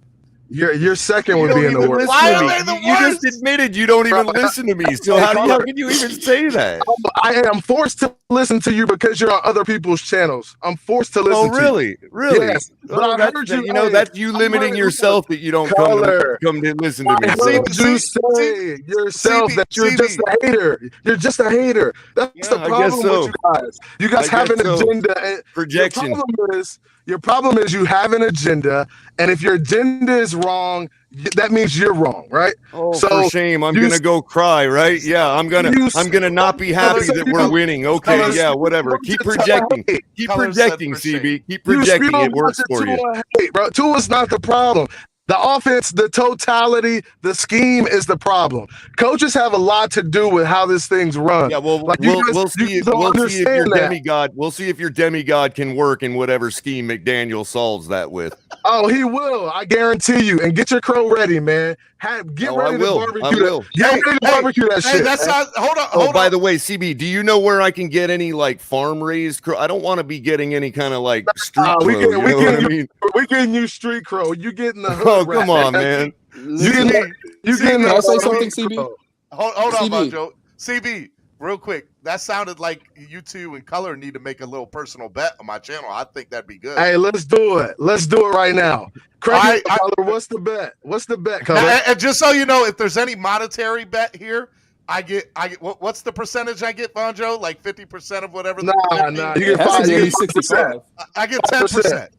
10% of whatever the bet is. No. I said at least 30% finder's fee. At least 30%. I like it. Come on. All right. I'll let you guys decide. You guys decide how much I get, but I get a percentage because I mean, on my channel. At the same time, it's hard to measure that bet. But if we were to bet something like, something like, does he start game one? I've already got that bet going on, and there's a dinner on the line. But I don't know if you're in like the region enough to buy you a dinner or something. CB, what is the bet that you want to make with Color? The bet is that Tua will be successful throughout the year. I don't know how we measure success. Tua will do enough next year for us to agree as a fan base that he will be the quarterback the following year. I guarantee you that. They're gonna lose that bet. I'll put $100 on it right here. $100 right here on the show. But if you're never willing to admit that it's his fault, then how can we ever measure that bet? I said he will do enough to be the quarterback moving forward. But you already think he's there. So what are you saying? You think he's don't? What you think he's not? Right, because all you have to do is say nothing's changed in your own mind. That's not and true. I lose the bet. So I don't know. I don't. No, hold on, CB. Don't say that yet. This is what I'll say. I like the bet. The bet is that Tua does enough to be the starter the following year for the Miami Dolphins. Defined enough. If you scared, you can't be scared of that bet. Now. Well, it's only because of what I feel. Here's what I'll say. I just watched Tannehill go through the same thing for 7 years. I know Color well enough to know that he would at least be honest in his evaluation and say, you know what, I think he's done enough. I don't know that. Well, hey, how about this? You take my CB. He's a hater, though. CB. Yeah, but that's because of your own self limitation, not watching this. Hold on, Color. CB, I vouch for him. So if I vouch for him, what will you say to that, CB? I got you. I'm gonna rock with you, Steve. Okay, so if Color, get back. I'll take you off mute again. Color, if you can honestly say, will you take that bet? I believe you enough that you would give it an honest evaluation. Even with the encouragement that I feel from watching all the training video coming out, yes, I will still take that bet. Okay, so the bet is, and Chef Shu, if you are watching, you need to put this bet down, Chef. What you need to do is Chef's the guy, huh? Chef's the guy who keeps track of all the bets. The bet is that CB thinks. CB, you don't think that he will be enough next year? No, Tua will do enough to be the starter the previous year. And Color, so that means you take the opposite, that he's not going to do enough to be the starter the following year. Yeah, that's what I think. Okay, all right. Yeah, I'm good with that. $100, and I get a percentage. I get Kickback. I don't know Could I what the say something about kickback is, but it's going to be a kickback. Put it down, write it down, Chef Drew. Let's go. CB still loses the bet if we trade him this March, bro. You No, lose. that's- This is out facts. the gate, you lost. I don't want to hear it. Can I say CB, something? I won't hold you if he gets traded. I won't hold you. To I that. mean, CB. Okay, in fairness, if he doesn't make it out of training camp, then yeah, I will. It'll be a push. BS. That means he was not even trash. I'm willing. Well, because I've already got. If he doesn't make it out of training camp, I've already got a bet with somebody else on that. So I'm hedged. All right, to give them money. So I don't mind if that's a push. $30 go to Steven regardless. All right, we didn't agree to that 30%, man. All right, because here's the thing, CB, you said something earlier. CB, you said something earlier where pretty much an offense is predicated around the talent, yada yada yada, blase blase. So, and I said it's predicated around the QB, and because that's where you always start with. That's where you build your offense around the QB. Most teams do, smart teams at least.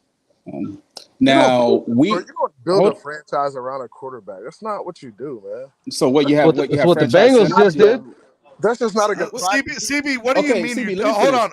Bengals just went to the Super Bowl.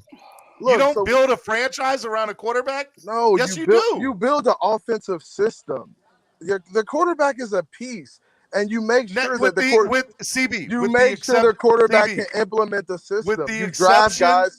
CB, with the exception of Belichick, who else has done that successfully in the NFL? Don't worry, I'll wait. The Rams didn't build a system around Jared Goff. The Rams won because Matt Stafford is a boss, not because They did not had build the same a system that they had with Jared Goff. They did not build a system around Jared Goff. They built an offensive system that will win games. Running the ball, play action, hitting open guys, having good receivers, having a great defense. What are you talking about? But the thing is, they got a quarterback that can implement it properly. They built a system and said, hey, we need a guy who can make plays. Jared Goff couldn't do it, so they went and got Matt Stafford. CB, I got to disagree with you. What are you saying? You know Jared Goff went all the way to the Super Bowl and the Pro Bowl. Exactly. So he wasn't a bad quarterback. Hold on. Exactly. So he wasn't good enough to win it all. They got rid of him. They got rid of him because he was y'all a are Muppet saying that he's not couldn't run good it enough properly. to win it all. On any given he limited day, the you can offense. lose. It's Okay, so he limited the that's fine. offense. I'm in favor of bringing Jared Goff down to Miami. Let's go. I know you take Jared Goff in a second. Color, you want He'll beat out Tua. I promise you that. Color, you want everybody. Who's supposed to go next? But here's the thing. Bonjo, you're crazy. You're crazy. I just want somebody higher than 33rd in air Right yards. now, hold on. Right now, I want everybody in the chat. Would you take Jared Goff or would you take Tua? Jared Goff for Tua in the chat. Put it in the chat. Because I'm telling you right now, I would take Tua. He's a Pro Bowler. I would take Tua.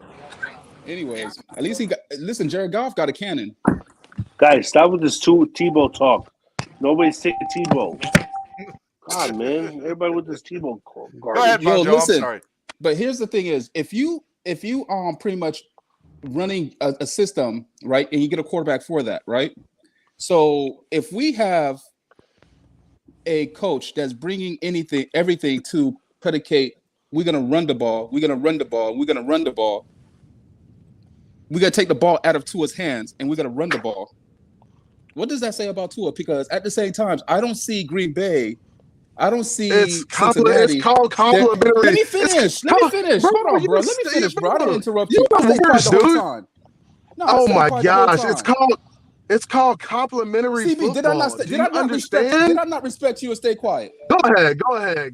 Keep talking nonsense. Go.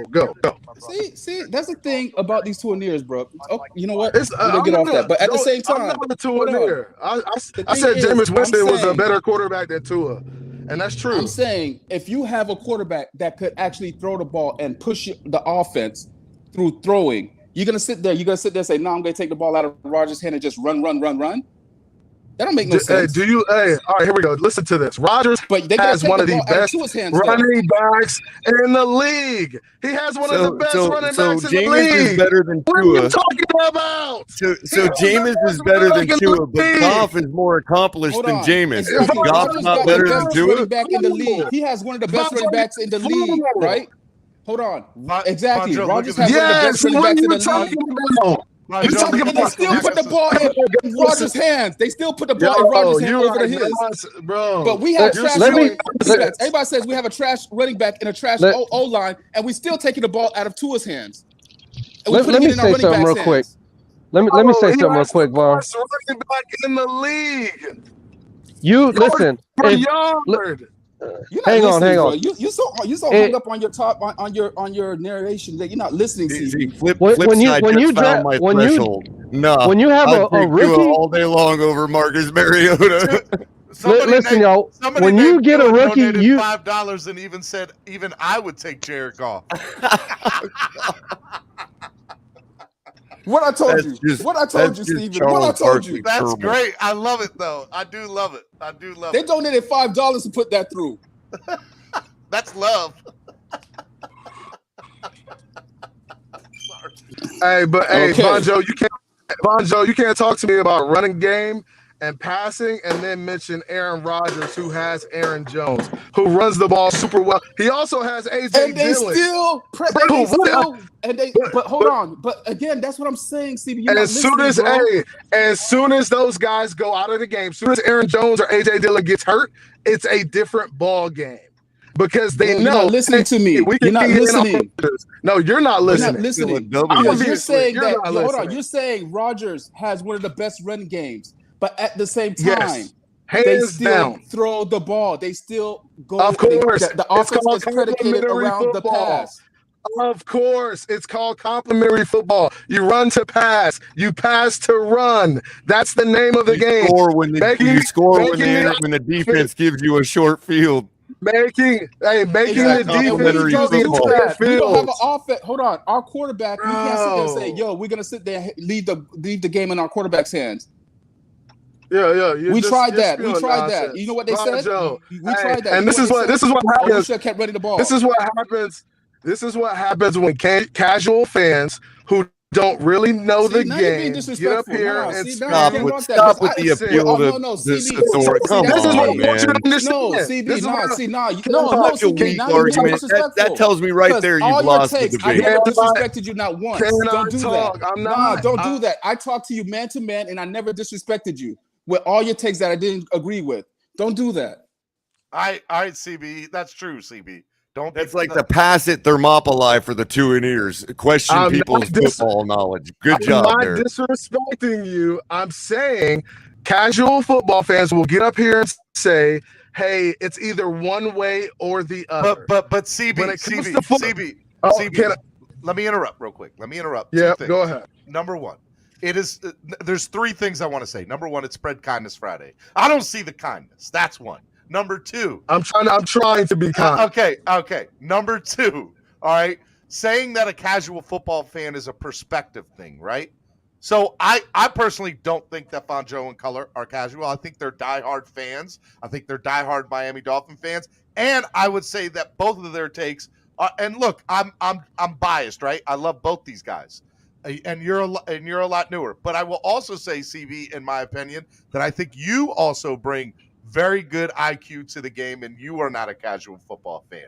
So, what I want to say is that can be considered slander because it's a perspective thing. It's subjective, right? Yep. All right. That's all I'm saying. So, I agree. So, what I'm saying is when you have people get up here and say, "Hey, the run game is kind of solely by itself," right? Mm-hmm. And then the quarterback doesn't really do anything in regards to the run game that helps him or they all complement each other. They're all variables, right? If you want to have a successful play on offense, you need to get to 100%. That means everybody needs to do their job and do it efficiently. That means the offensive line needs to block. That means the running back. That means the running back needs to run. Or he needs to block. That means the wide receivers need to run routes, get open, or they need to block as well. So that's a lot going on. For 11 people on offense, that's a lot to do, right? So all of that stuff is complementary. And that's what you guys don't understand is that, hey, I can't say Tua's bad. I can't say he's terrible. And this is why I can't say it's terrible, because we couldn't run the ball, and we also didn't have receivers that were consistent and they're on a weekly basis. So I just can't. I haven't seen enough. I haven't seen enough. I disagree with you. I disagree with that You take. just literally deflected the responsibility of Tua to conform to your own idea of complimentary football. But Color, you say we don't understand complimentary football, but what you're disregarding, the part of complimentary that you're disregarding is when the defense gives you a short field, you score, you cash it in. You don't throw an interception on the very next play. Color. And then I don't see how this guy got up here and called these guys casuals. And with then that take, bro. the defense later in the game for collapsing. Bro, did we not have a rusher over 100 yards the last few games? We played complimentary football. We put Tua in positions to succeed, bro. No, that's complimentary football. No, that's not. CB, because you gotta look. Dude Johnson was getting over 100 yards. We ain't had a 100-yard rusher all year. What's the excuse, bro? Because a rusher has 100 yards does not mean it's complimentary. I know we football. did win those games, but CB, the thing Bro, is, like, what you just literally, said, you say you're not a Tua near, but it's like anytime somebody just states something factual, you back that up by sounding like a Tua near, bro. Yo, Tua had CB, games where he was bad. what you just Like, said. okay, well, let's be fair to CB. Name the 52 players that you suggest we have on our roster to make it a perfect situation for us to not be able to blame Tua, or for us to be able to start blaming Tua. Color, that's not you. We can't afford our Pro Bowlers. I mean, I'm just saying in an ideological way. I get it. Name the 52 players that are not going, that are all going to do their job, like you say. All the running backs have to block. All the O-linemen have to do their job. The quarterback don't have to do his, but we don't know where that blame is at. Color, what I can tell you is that Jesse Davis doesn't belong on our football field. Okay, Color, you need. I can Color, tell you for that. You need 22 can players. I respond to Color? No, you're not gonna respond to Color. The heck with all that, because you're gonna need 22 players, and 2 can sit on the bench for him to be successful. All right, so like I said, Jesse Davis doesn't belong on the football field. Yeah, and we all agree on that. Does Tua not agree with that? If Tua agrees with that too, then why isn't he escaping that pressure before it happens? See, what CB is not understanding is that great quarterbacks could make up for lapses, i.e., we have. I'm not saying I never. What you I'm mean? not saying they can't. I'm not saying they can't. Being pressured, if a quarterback's I'm being not pressured, saying they can't. Somebody What messed you're up. saying, CB, is that Tua has no responsibility for realizing that Jesse Davis is trash, just like we have, and doing something about what it. You said everybody. No, has to and you can't as a quarterback. You can't stand here, and since Jesse Davis is trash, I could just lay all the blame on him, and I could just stand here. CB, you said this. I'm repeating what you said. You said everybody has to operate at 100% for offense to be successful. No, they're trying to get to 100%. Everybody is trying to get to 100%. Operate at 100%.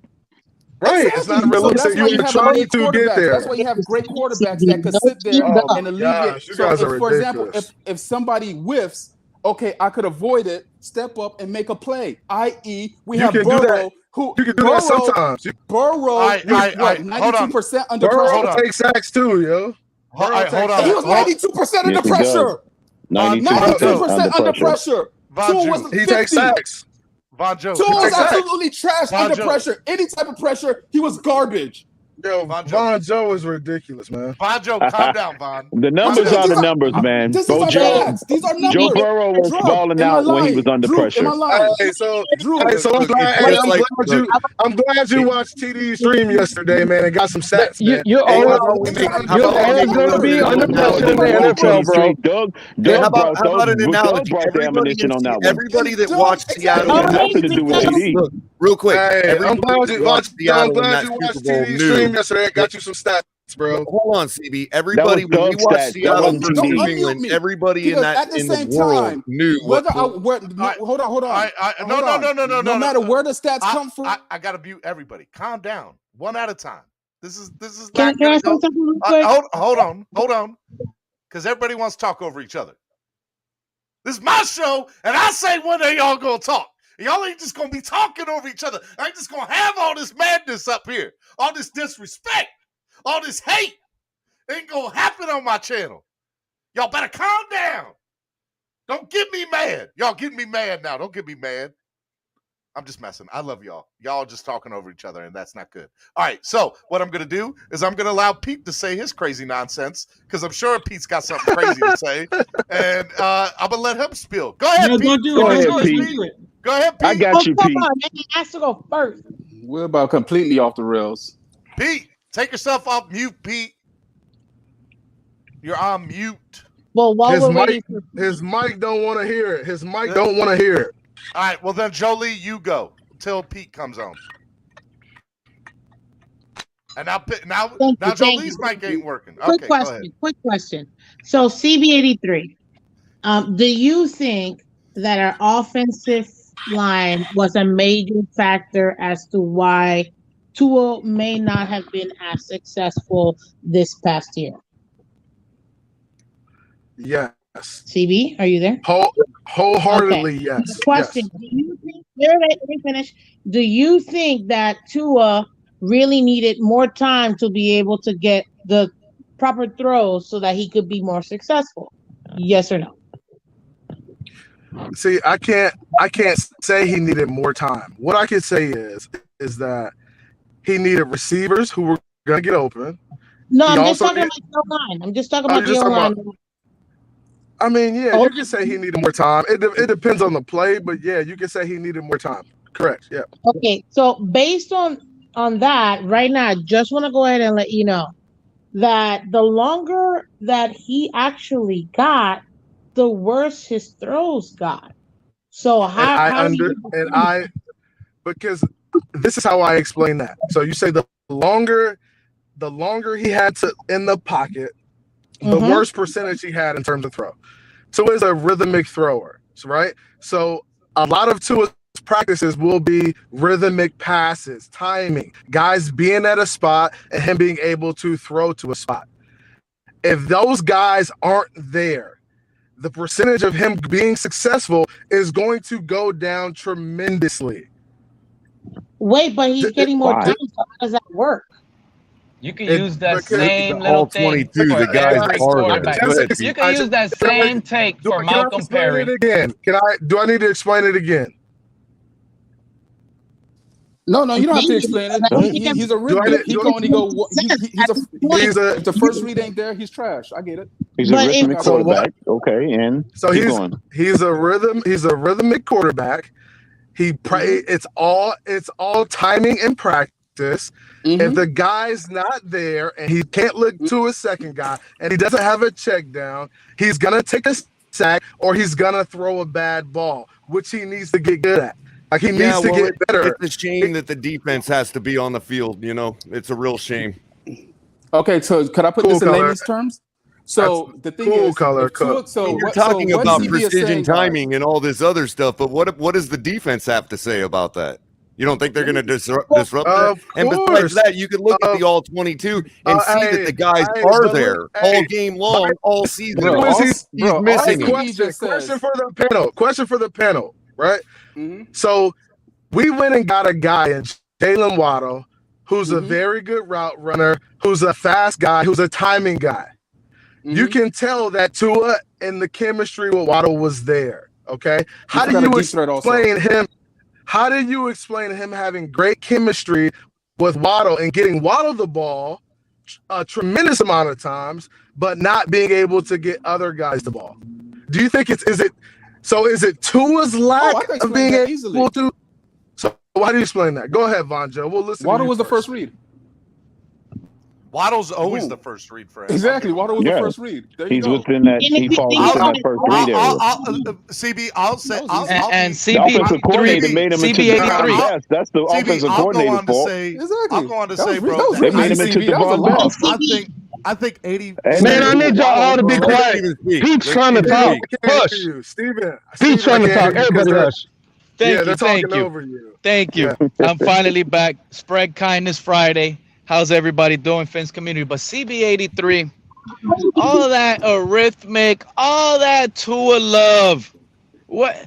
There's no love for us when he's playing on the field. That's not true, bro. That same little arithmetic take that you use could go along with every quarterback in the league right now. That's not true. Every quarterback. Listen, that's Ryan not true. Fitzpatrick didn't have separation with his receivers when he was a Dolphin. He had Devontae Parker. He had Devontae Parker, who was a giant. He threw it up to him, and it was a 50-50 ball. Tua's afraid to throw that ball. We need to move on. But here's the thing. This is the topic I wanted to bring up because hold on, CB83. I'm sorry, bro. I do apologize. I am done with Tua talk, okay? I have been for a long time. This is what I want to talk about, though, because shout out to TD Fans Talk. You guys know sometimes it's called TD Flips Talk, and I got to bring it up. We know already. Leave my man alone. But you know he rocks with Steven, so flip-floppers is going to happen, man. Come on. All right. Hey, facts. Listen. Wait. But this is a one thing I do want to say to CB when it comes to Waddle. Just like Von Joe said, obviously he was the first read, but he's not the only player because the receivers can't throw the ball. So at the end of the day, the whole timing has to be the QB having that timing himself.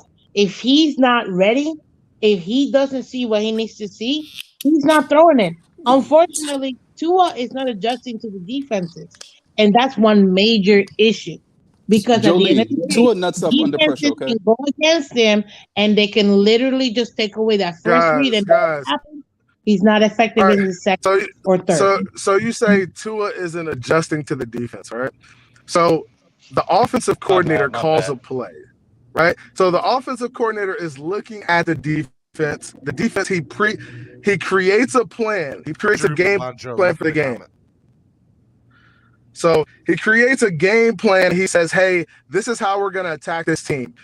The offensive coordinator is calling a play that he thinks will be successful based on the routes that are run, what the defense gives them, etc. Right? So with that, CB, you're going down a dangerous hole. With that being said, hey, you just have to implement the play. If you can't make the play and somebody jumps a route, you have to go on to the next read. Okay. No, that's what trash quarterbacks do. That's the problem. Trash quarterbacks go to the line and just run the play that was called. A great quarterback looks at the defense, knows the play, was like, "Nah, this ain't gonna work. Let me audible." It takes time to become a great quarterback. It takes time to become a great quarterback. All right, let me go real quick. I'm at work and it's loud.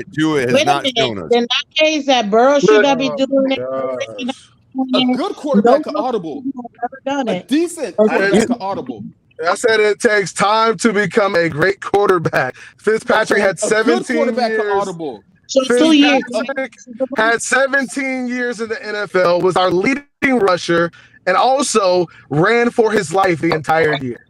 CB, I'm talking about these kids out here. I'm talking about Tua's class. Let me be objective real quick. Because, hold on real quick. Great draft class here. That's not a recipe for success. CB, you watch football. You see Burrow audibly. You see. I don't see Burrow doing anything that anybody else doesn't do. And that's all fine and dandy too, CB. So why don't you bring some of that Bama money down here and buy our season tickets? You don't see when you see Tua talking something, man. I just go to the line and run whatever I play. I ain't trying to be no hero. That's acceptable to you. Hold on, but is that acceptable to you when your quarterback, your franchise quarterback says, "Oh, I just go to the line and I'm just gonna run what I run, what they tell me to run. I'm not no hero. I don't want to be a hero. I just do what they tell me to do." Like I said, man, get that duck off the field, man. Color and I have a bet. Man, get out of here. Color and I have a bet. Tua will be really good next year, and he will be good enough for us to say he's a franchise quarterback moving forward. And you guys will eat the crow. You can CB83. Hey, CB83, when you go to the barbershop, do you get a Tua cut? Is this T. Rich's burner account? We haven't seen him. Okay. All right. Too much for me today. I love y'all, but y'all just going ham today. So what we're going to do right now Final thoughts. We're gonna do final thoughts of the day because I can't go to Mexico like this. I can't go to Cancun like this. Okay, y'all are leaving me with all this drama. I can't do it. All right, God, I love y'all, but God, y'all are something else today. Every last one of you. I'm mad at all of you. Steven, can I switch it up a little bit, please? I am delayed, by the way. I'm doing final thoughts of the day, Pete. Steven, I could barely hear you. I have bad signal. I'm sorry if I'm cutting anybody off. If it's annoying, just kick me out, Steven. I wouldn't mind. But I have bad signal. I'm on the road, guys. But this is what I wanted to say to the fan base. I'm going to switch it up a little bit because 8 months ago, all right, he dropped off. All right, final thoughts of the day. That's what we're going to do right now. Okay? All right. Who's going first? Who's going first on final thoughts? Hey, I'll go first. I volunteer to go first since I'm the only Tua supporter on the panel. I go first. Hey, I didn't say I didn't support Tua. I just said everybody's a Tua supporter by default because everybody's not. Everybody's not. Stop it. Stop it. Don't get your panties in a bunch. All right. No, you're not the one that predicted a 13-4 season. I'm the only one in this fan base that did that. That was with Tua as the quarterback. So you can't say that I don't have a little bit of support for him because I was the only one that was bold enough to say we was going to go 13-4. Tell him, Crypto. Tell CB, only one Crypto. said we was going to go 13-4. And that was with Tua as the quarterback. And by the way, so by definition, I have to have had some support for him. So don't call me a hater. And Aldravius is the I'm sorry that he let you down, Crypto. fan club president. He's just not up here right now. He was though. I respect Andravius, man. That's my guy. Real talk. He knows football. He understands it. He understands that it's complimentary. And Chris Delacus said he doesn't wear panties. He goes commando all day. So how you gonna get panties in the bunch if you don't wear it? And for good measure, I'm predicting 13-4 again this season, regardless of who's the quarterback. On the right track because it's on the coach. All right, Vonjo and Color, get your panties out of bunch, man. Can I go ahead and finish, man? Listen, I work out commando, so hey. Regardless of who's the quarterback, I'm still predicting 13-4 this year. Regardless of who's the quarterback, it's on the coaching staff to get us to 13-4. I see 13 well, wins Crypto, too, Crypto. Clearly you're a masochist. Crypto's a masochist, and clearly he likes punishment, but that's neither here or there. That must be a fetish for Crypto. We were a 12-win team last year, man. It's only one more game. That's very fact. Tua dropped a couple of them. Hey, final thoughts of the day, CB. Final thoughts. Hey, all right. So, I appreciate you having me up, Stephen. Great show. I love to come on here and talk football to the casuals, the Von Jones and the colors of the world. Let me interrupt 1 second and just say it is Spread Kindness Friday, and so you have to say something kind. I will. Right, I will. Go ahead. And Vonjo and Color, I appreciate hearing your takes. Okay, I do. Sometimes I think they're a bit outlandish. Okay, but I like to hear other fans' perspective. Right. So I'd like to hear your perspective. Sometimes it boils my body and it makes me upset, but it's okay because I understand that everybody won't agree, and it's okay to agree to disagree. It happens, right? Mm-hmm.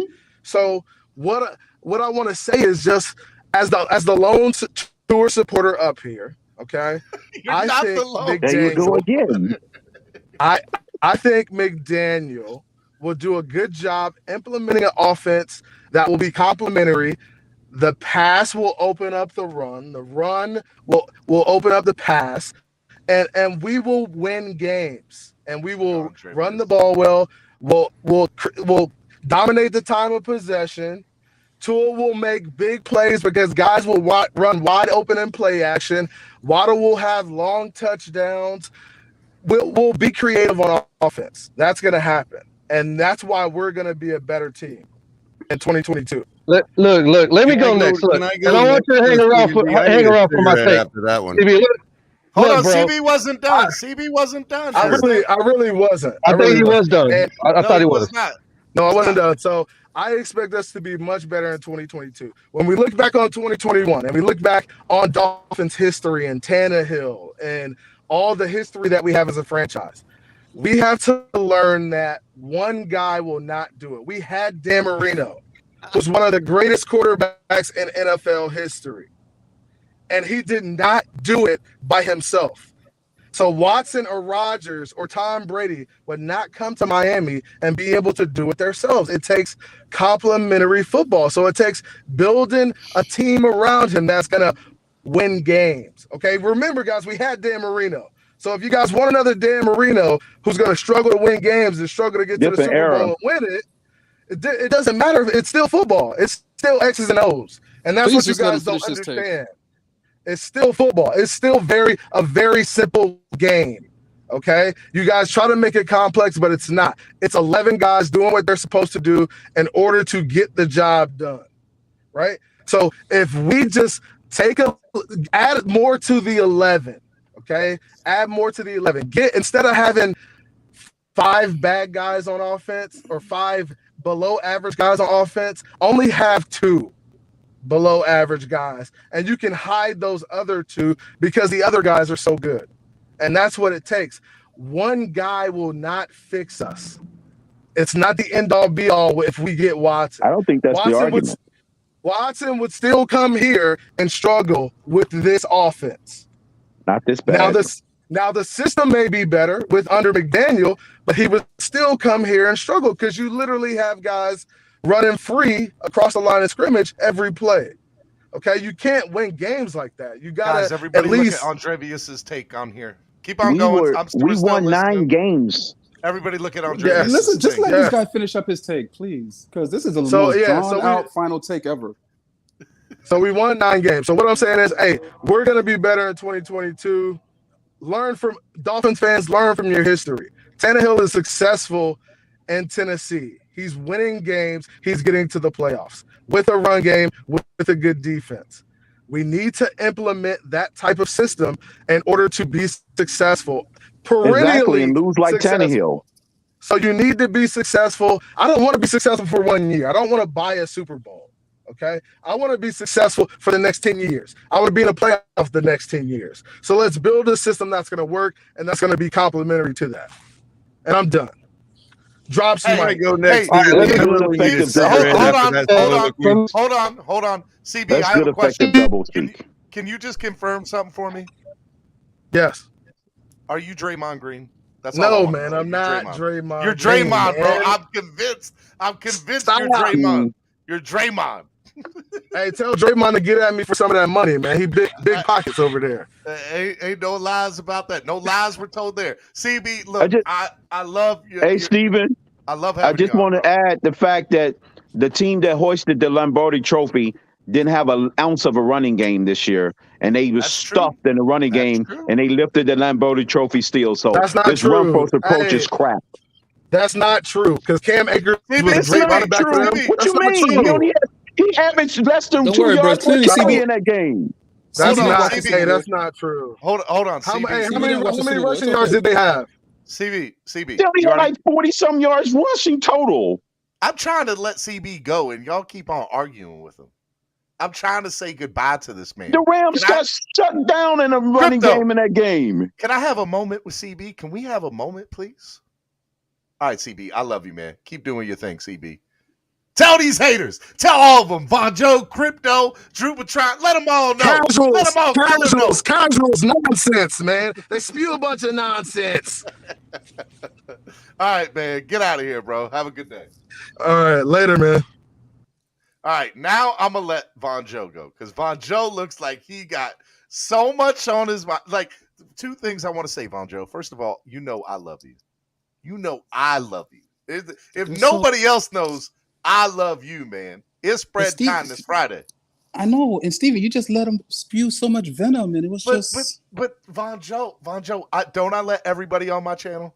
Yeah, you're right. Don't I let everybody on my channel? Everybody has a voice.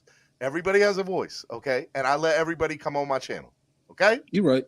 You're right. I'll give you that. I don't cater to one side or another. I let everybody. This is a passing lead. This one-cross approach is not going to carry you far. I'm telling you right now.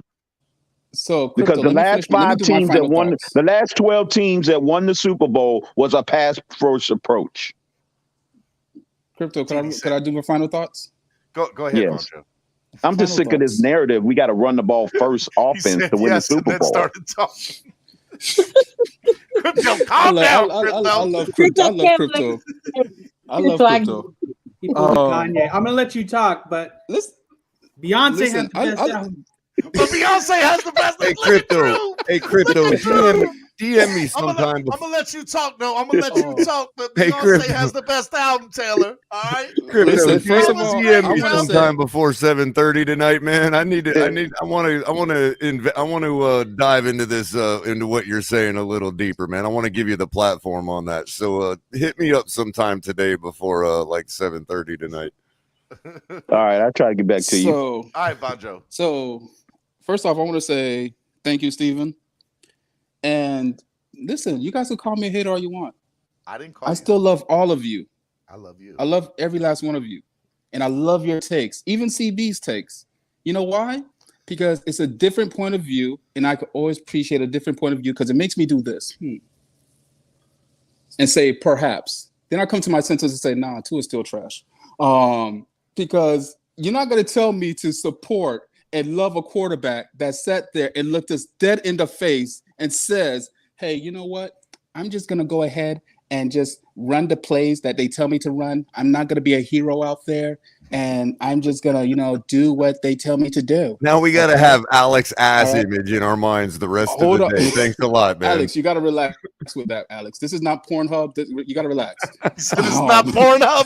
Bonjo, bro. Come on. This AT&T OnlyFans right here. Let me tell you. This is not OnlyFans. Man. Alex, you got to relax, especially during my take. Come on, man.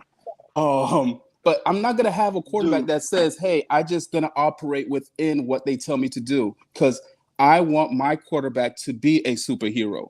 I want my quarterback to step on the field and I have all the confidence in them and say, yo, we're about to get this. We've seen other quarterbacks do this. And I'm talking about quarterbacks within his draft class do this. And you see quarterbacks that sit there and they touch the field and their fan base is like, you know what? They have faith. My quarterback gets the ball, and whether it's the offense, I do not care if it's the offensive coordinators, but at the same time, they call a play. You're supposed to sit there and get to that line and say, no, that play ain't going to work. Let me switch it up. That's why the word audible came from, to change the play. If you know the playbook, you should be able to change a play to what the defense is giving you. So all I'm asking is for my quarterback to be great, because my team will be great. And if my quarterback can't do it, my team needs to replace my quarterback. So yes, I am going to get on Tua's neck. But I say it, if Tua comes out and he is balling out of control, I am going to be the biggest Tua supporter. I am going to be listen, I'm coming back on the home of the flip-floppers. Listen, I'm gonna have a Tua mask, Tua hair, and be like, "Hey, man, you can't tell me nothing about my quarterback." Let's go, Tua. You can't tell me nothing about my quarterback. That's my quarterback, man. That's my quarterback. And again, till then, I need him to show me. And yes, I'm still gonna support him every time.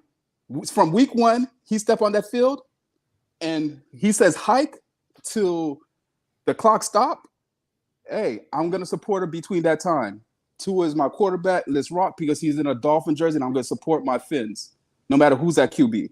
But if he plays like trash and we lost and we can't win, and afterwards, you don't expect me to say, hey, it was this, it was that. No, you're trash. And I'm going to call you trash. That's all. That's all I'm doing. So till then, it is what it is. CB, wait. CB said he needs a bet with you, Vonjo. He wants to make a bet with you. Okay, what do you want to put on it? No, what is the bet first? That's the real question. What's the bet? Exactly, that's the bet. What's the bet?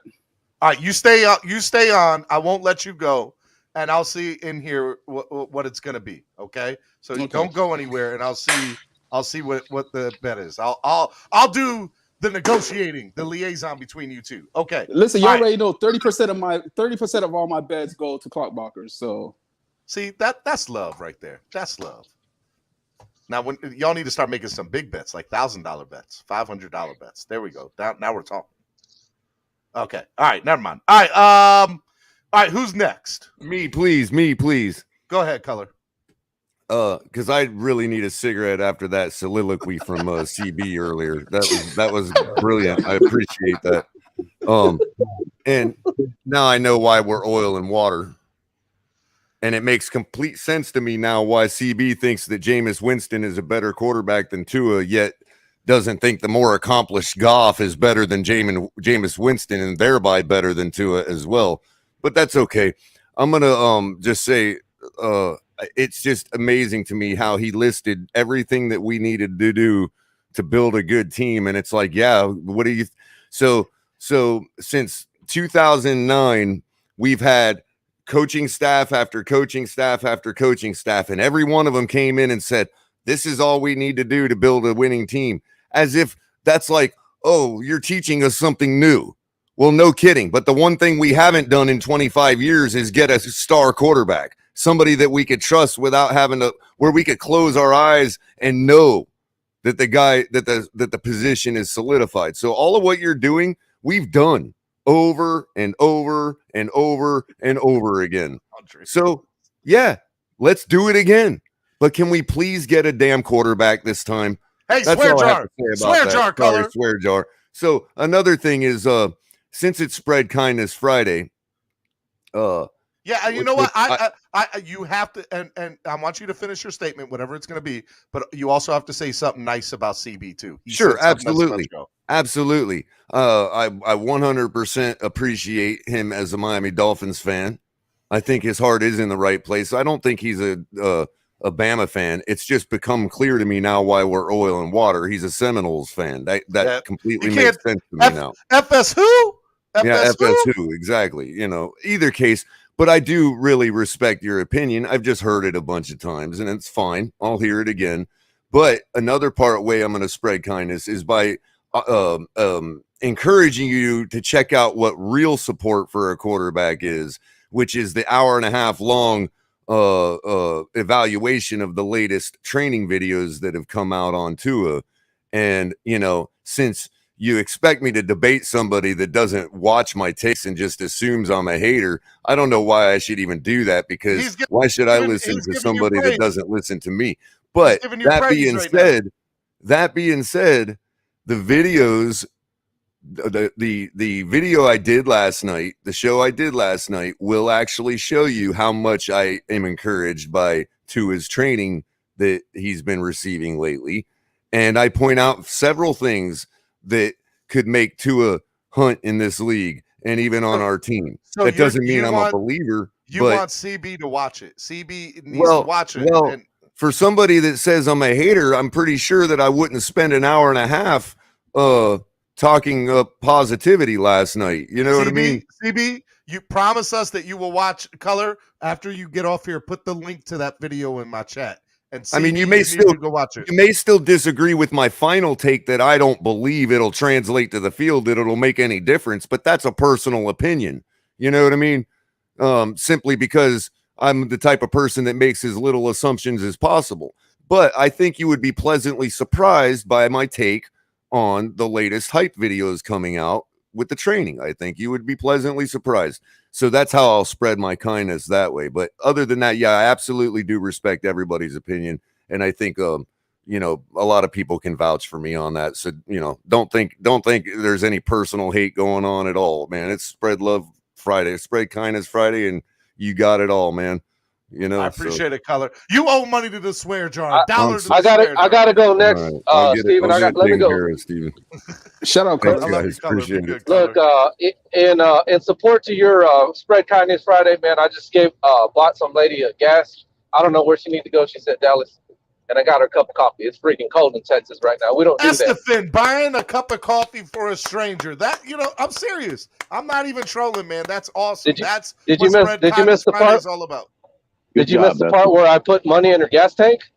Oh, you put money in a gas tank. Come on, Esther. That seriously, guys. That's what Spread Kindness Friday is. That's a big all part, about. because we know how much gas costing right now. Yeah, well, I mean, I don't jingle, so I don't have paper or cash on me. So I just told her, all I got is a card. If you pull into pump, I'll shoot you some gas. She said, cool. So that's how I know she needed it. You know, when people say that they're hungry, they ask for money, and you're like, well, let's go to the grocery store and I'll load you up. That's what I do. And when they're like, nah, I'm good, then I'm kind of like, oh, you probably weren't Esther, really hungry. that's real, man. Seriously, man. Esther, you see that Durango back there? You see that What's Durango? up? Shoot me. You see that Durango? Shoot me 20 for the Durango, bro. Hey, man, I saw a Bronco. I saw a Bronco this morning, and I was like, that's nice, but them gas prices now. Hey, look, man. All I gotta say is peace to the world. I don't agree with a lot of what CB said. I actually think he's a casual, especially if you listen to some of Color's take, because it's obvious. Yeah, build around Tua and get pieces. But what people don't understand is why is it that when you see teams that have continuously done it consistently and are competing at a high level, why is it that you always see those guys that nobody knew about and they're in a playoff game and they're shining?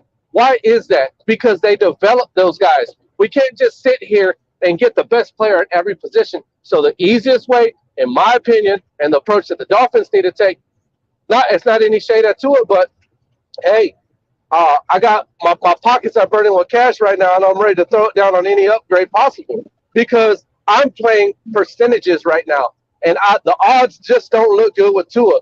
For me, one of my biggest gripes about Tua this season, if you just go by some of the stuff that I don't know what TD said. I guess he flipped, but there's one thing that he mentions that's true that actually frustrated me all year. When he had a receiver and a passing lane wide open, he was missing the throws. And then when he made the throws, there was times where the ball placement wasn't good.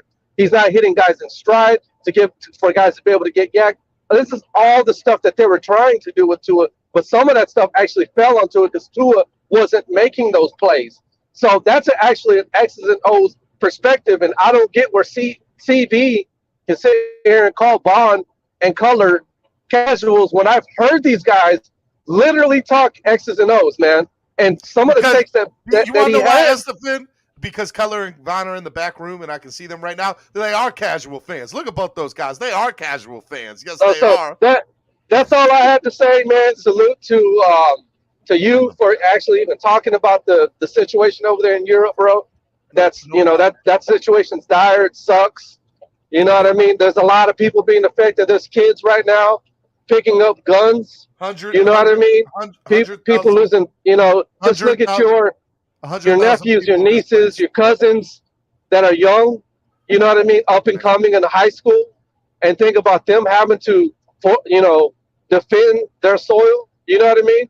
I just question which one of us would do the same. But anyways, I'm out, y'all. Be good, Esther. Good one, Esther.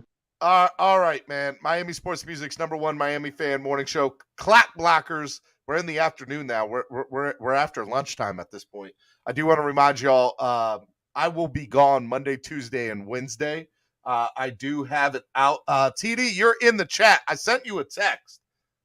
You need to respond to that text. I'm hoping that there is a couple of gentlemen that will fill in the Monday, Tuesday, and Wednesday shows. So I don't know it. Look, put it this way. I'm going to do my best to make sure there's a morning show for you guys on those 3 days. So I know Von Joe. Let me look at Von Joe. Von Joe's like really upset. He's like, I can't work out without your morning show. I got you, Von Joe. I'm doing my best. Okay. All right. I have my number 2 and 3 here and number 4 in the back room still here. Let me go to Andrevius because Andrevius has been upset with everybody, incling me. I'm not upset anymore. I just want to say that. I just want saying I am an Alabama fan, and I just beg of you. No. I will concede. I am just a Bama fan. That's all I am. I'm just a Bama to an ear. Please buy me an Alabama Tua jersey and an Alabama hat so I can stop wearing all this FAU shit. Please. Please help me out. Alabama gear is too expensive. Help me out. Start a fundraiser to get me some Bama gear. I am not a Dolphins fan. You're right. I'm just a Bama fan. Roll Tide, roll whatever, all that shit. Roll Tide. Let's go. Let's go. Just get me my shit. Help me. I'm poor. Help me get some Bama shit. That's $4. That's fine. Just help me get my Bama stuff. I'm a Bama to an ear. Help me get that number 13 Bama jersey. That's all I want. If y'all do that fundraiser, I will stay off these. No, I'm coming on the panels and I'm gonna wear it so y'all just throw the insults at me. Just do it. Put your money where your mouth is. I'm just a Bama fan. Prove it. Prove it. Help me prove it. Help me help you. Oh. And he dropped off like a boss. Oh man, I do love. Von 94 says Andrevius, I'll sponsor. Von 954 says, Steven, what is Andrevius' swear jar tab? Well, he owed from earlier today plus the $4 from just now. So let's call it an even 100. And then no, I don't know how much it is, but I like an even 100 sounded fun. I liked it. Maybe you'll believe that. Maybe you won't. I don't know. But at least $4 and a few other dollars is his swear jar tab. All right, who is next? Let's go with Green Rat. Green Rat. Hey, Steven, nice to hear from you. I'm sorry been listening for over 2.5 hours without us being able to say anything. So thank you very much. I'm sorry, Green Rat. As you know, it got crazy today. Right, but I mean, everything I wanted to say, the people aren't up here anymore. So I guess it really doesn't matter. So. No. Hey, look, your final thoughts of the day, sir. I want to give you all the time and everything you want to say it. I got nothing. You got nothing? Green Rat, thanks for listening. I love you, bro. I'm sorry, Green Rat. I apologize. But you are awesome. So I appreciate you coming on. Be easy, man. Have a good one, Green Rat. All right. Who is next? Let's go with Crypto. Thanks, Stevie D, for giving us a shot, for firing it off this morning with the Aaron Rodgers, man. There's no reason. It should be a no-brainer, I think. If you have a chance to upgrade the position, do it, and then worry about the pieces later. And that whole approach that you have to build the team first and then add the quarterback, there's a lot of ways to skin a cat. But if you're starting a franchise from the beginning, you got to get that franchise guy first, then build the team around them. Because that's what got us in this predicament before, when freaking Bill Parcells decided to get Jake Long over Matt Ryan, and we saw the outcome of that nonsense. Matt Ryan at least went to one Super Bowl and should have won it, and while Jake Long is not even on the team anymore, Matt Ryan's still playing. So that's neither here nor there. I'm still angry at that nonsense. But you got to go get your guy. If he's available, you build a team from the quarterback first, and then you start adding the pieces around him, because we eventually got that unicorn offensive line later on during the Matt Ryan years. So he would have eventually had an offensive line to play with and could have possibly took us to a Super Bowl. So no, you go get the quarterback that's an upgrade, just like you would do if Aaron Donald said he wanted to come to the Dolphins and we had to give up a couple of first-round picks. We will make no bones about giving up freaking the guy we just drafted this year at the 18th pick. So no, you got to upgrade the position if the upgrade is available, and then worry about building the pieces and adding on later. But this whole notion of this run first approach, Stephen D, I say I'm a little cautious about going to that approach, because we've been given blueprints throughout the last 20 years on the complementary football is the running game to the passing game, not the passing game to the running game. That's what makes me nervous, because the Rams just hoisted the trophy and they had 1.6 yards per carry in that game. The previous game, he had 3.7 yards per carry. Against the Buccaneers, he fumbled 3 times and then only had 2.0 yards per carry. Against the Cardinals, the previous game, he had 3.2. In the other games, he had 0.6 yards per carry. So no, the Rams wasn't carried by their running game over the latter half of the season. It was their passing game in Cooper Kupp that had all the passing statistical records. He had the triple crown in receiving, touchdowns, receptions, and yards. That was a passing stat, not a running stat. It was Matthew Stafford that was what got them over the hump. That's a quarterback, not a running back. Cam Akers barely complimented them throughout their run to the Super Bowl. So this whole run first approach, and then we'll try to sprinkle in the pass later. No. Over the last decade, we've been giving pass first approaches, then having a running game complement them. That's the approach I think we should be taking. Hey, Crypto, your points are all valid, my friend, and it looks like a lot of people in the chat are agreeing with you too. So, hey, look, you bring up good points. Crypto, man, thanks for coming on, and I will see you later next week, man. Thanks for coming on and being involved in the show on the panel. No problem, Steve D. You're the Have a man. good one, Drubitron, Jolie. Be easy. Bye, Crypto. All right. All right. Let me see if Alexander, are you here? Alexander? Yeah, I'm here. I'm here. Final thoughts, sir. Final Yeah, I'm thoughts here, of the day from you.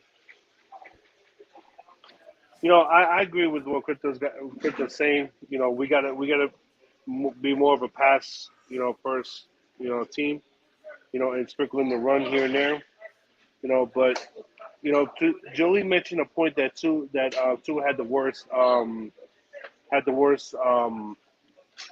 stats when he was not under pressure, when he actually had a clean pocket. That's not true. Tua had a 99.9 QBR with no pressure in his face, and an 80.2 completion percentage with no pressure as well. So he did very good when he had the clean pocket. But as far as that goes, I'm okay with whatever. If we roll with Tua this season, I believe in the kid. Hopefully we'll get to the next step. But if not, I'm all for getting another quarterback. I'm all for that. So we'll see what happens later on down the line. And I hope you have a great vacation with you and your family. Stephen D, stay safe, my friend. And bring us back some souvenirs, man. All right, I love you. And you guys, I love everybody on this panel. I love you thank too. you very much again. God bless. Bye, Alex. And you're wrong. Have a great day, and God bless everybody.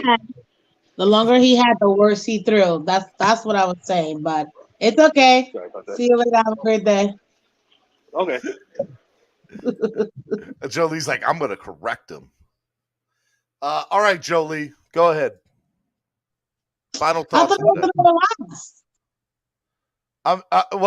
You know what? This is what we'll do. Can you get on camera or no? If you can't get on camera, don't worry about it.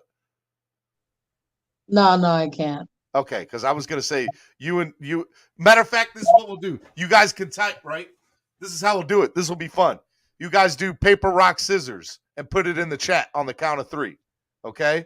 So type it in. Don't hit enter yet. Just type it in. All right? Type it in. Paper, rock, scissors. And then don't hit enter yet. In the private chat? No, in the regular chat. In the regular chat. I gotta pull it up. I don't have that open. All right. Hold on. All right, go ahead. Let me know when you're both ready. All right, you have it typed in?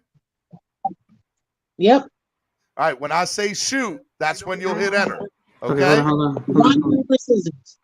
Okay, I'm good. I'm ready. Paper, rock, scissors, shoot.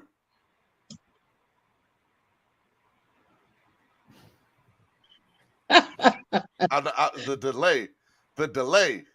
We both got rock. Both of y'all had rock. All right, do it again. Y'all ready? Okay. Do it again. Put it in. All right. You ready? Yep. Rock, paper, scissors, shoot. Oh, come on. He didn't even hit it. I love the delay. No, I hit it. He did. No, he didn't. You both hit rock again. All right. Try it again. We're going to do this till somebody wins. Rock, paper, scissors, shoot. You ready? Okay, I'm ready. Jolie, you ready? Yes, I'm ready. Rock, paper, scissors, shoot.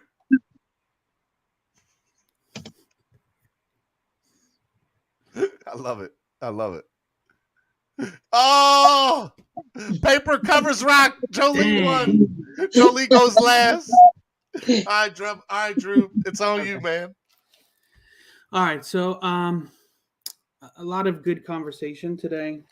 I kind of let things go a little bit. Just wanted to step back and hear all the nonsense.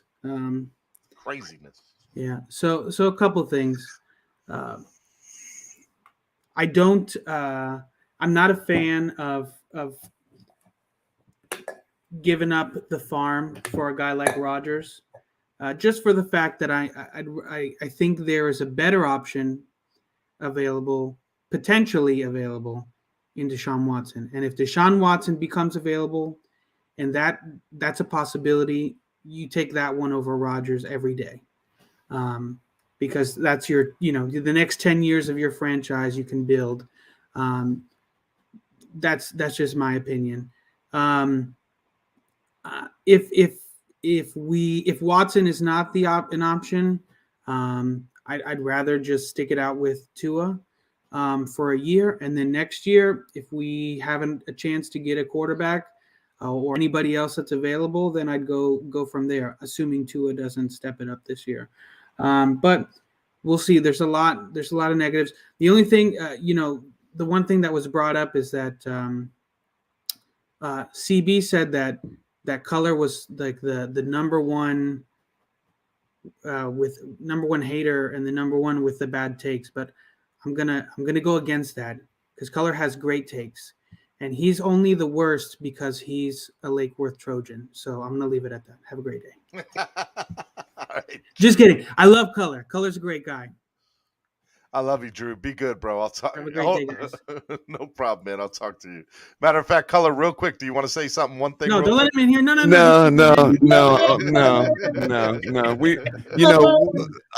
I will say that I did get to face his high school on the football field back when I was a freshman. And you guys are like 80 years apart, right? Yeah, our freshman team played their varsity team, just so y'all know. Probably. All right. Getting you back out of there, Color. All right, Drew. Be good, bro. Have a great one, everybody. You too, man. Then there was one Miss Jolie. Hello, guys. Hello, ladies and gentlemen. First of all, it's Miss Fins, because I have to promote my channel. Miss Fins. Miss Fins. Exactly. But honestly, this was great. Steven, thank you so much for what you do, because I know this is not easy, allowing us to voice our opinion and doing this, not doing it myself. It is a lot of work. Donate to the channel.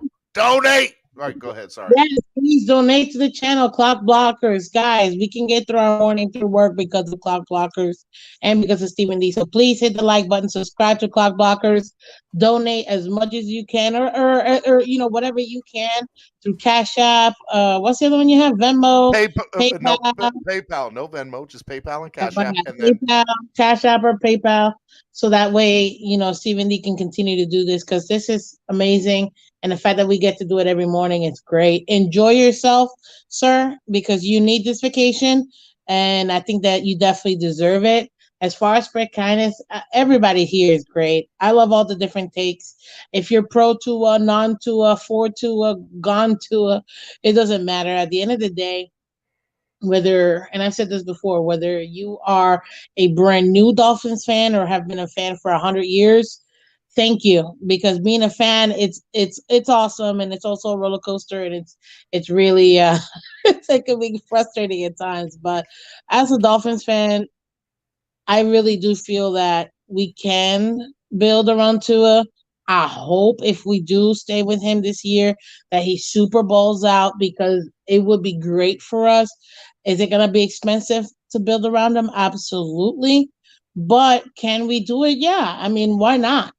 At the end of the day, we absolutely can. And I wish Tua nothing but the best, because I see the potential and I know that he can do it. Now, can we upgrade the position? Yes, we can. Should we? Absolutely. In any position. But will we? That's yet to be seen. And if we can upgrade for someone like Watson over Rodgers, then yes, because Rodgers is just a rental. And who's to say he's not going to take that big payday and then retire after the one season, and then we're screwed with no QB and all of this, all of this money we have to pay him anyway. So at the end of the day, I would prefer somebody younger who has the opportunity to be able to be here for years to come. And that's why until Watson gets traded to somewhere, I'm not going to get off that train. And if we're here with Tua, well, let's ride Tua, because right now, factually speaking, Tua is our quarterback. Nobody can say otherwise. Tua Tagovailoa is QB1 for the Miami Dolphins right now. So as far as that's concerned, hey, Von 954. Yeah, I know you're super tuned here. But it's a fact, and I hope that Tua definitely really proves all of us wrong, because we need to see much more from him. Consistency at this point. It's year 3. He's no longer a rookie. He has to be the man. Take this bull by the horn and ride this freaking Dolphin off to the sunset and make it happen. Because right now, yeah, we need to evolve. That's all I really have to say. And guys, if you don't mind me plugging it in, Miss Vince is my new channel, so please, MISSBHISN, go ahead and like, subscribe. It's new. We're building it from the ground up. I got a few videos in there. I'm gonna be doing some more videos this weekend for you guys. But definitely go ahead and take a look at it. And also, too, Color Commentary is amazing. He has his channel as well. Take a look at his channel, which is great. But at the end of the day, Stephen D, please like, subscribe, Clock Blockers. This is home of the #1 flip floppers. Miami Dolphins. True words have never been spoken, Jolie. I love you, girl. Be good. Thank you for coming on. Absolutely. Thanks. Take care, guys. Bye-bye. Yep. All right. Somebody just hopped into the back room real quick, and the only reason I'm just going to bring him on for real quick is because I want to see what his balls say today. Yeah, I said it right. His balls. His golf balls, that is. What's up, MCJB? What's up, Steven? How you doing? Pretty good, man. You Let me see your balls this morning. USA. I like it. Man. I like Sorry, it. I'll have a good one, Steven. Sorry I was late today. I just woke up like at 12 o'clock. I wish I could say that, but I appreciate that'll be me while I'm in Mexico this weekend. I appreciate it. You have fun. You have fun. Be good, MCJB. All right. This is Miami Sports Music's #1 Miami fan morning show, Clap Blockers. Guys, I want to remind you all, ladies, a couple things before you go. Wait, don't go. Stay here. Okay? #1, if y'all want to win this really cool Javon Holland jersey, every $10 donation that you make gets you an entry in it. And we're doing the raffle on the 4th, next Friday. Okay? Shout out to ZSM Sports. Okay? So donate to the channel. Help the channel grow. Okay? And every $10 donation you give. And I'm going to do you one better. If anybody donates $50 or more right now, I'll play the Tua song. If you want me to play the Tua song for all you Tua-neers out there, or I'll play Tua time, or I'll play both, actually, because that's a pretty big donation. If anybody donates 50, who's going to be the biggest donation of the day? Let's get one big donation in today. Who's going to bring the biggest donation of the day? Next 2 minutes, I want to see the biggest donation of the day. Let's go. Biggest donation of the day. Who's got it? And who can beat it? I want to remind you guys, it is Spread Kindness Friday. And I love Spread Kindness Friday for many, many different reasons. Bond 954, I didn't get your donation. I didn't get it. What did you send it on, bud? What did you send it on, Bond 954? Let me make sure. Green Rat says, I wrote you a check. I love it.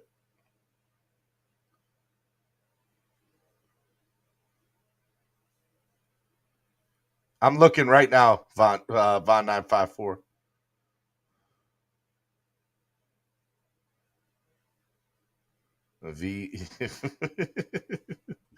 All right. I can't look right now. My phone is freezing up. But if you did, I'm sure I got it. If it went to vpmiamisportsmusic@gmail.com. All right. Hey, want to remind you guys, I'm going to be gone Monday, Tuesday, and Wednesday of next week. I'm going to try to have somebody fill in for those mornings. I'm not exactly sure just yet, but I'm hoping by tonight I'll have it. If not, follow me on Twitter @StephenDSKPL. Make sure you follow me on Twitter to get all the latest updates for everything @StephenDSKPL. Follow Miami Sports Music @MIA Sports Music on Twitter. And I will always update on those two things. Okay, so if you follow those two things, you'll get the full update on everything that's going on.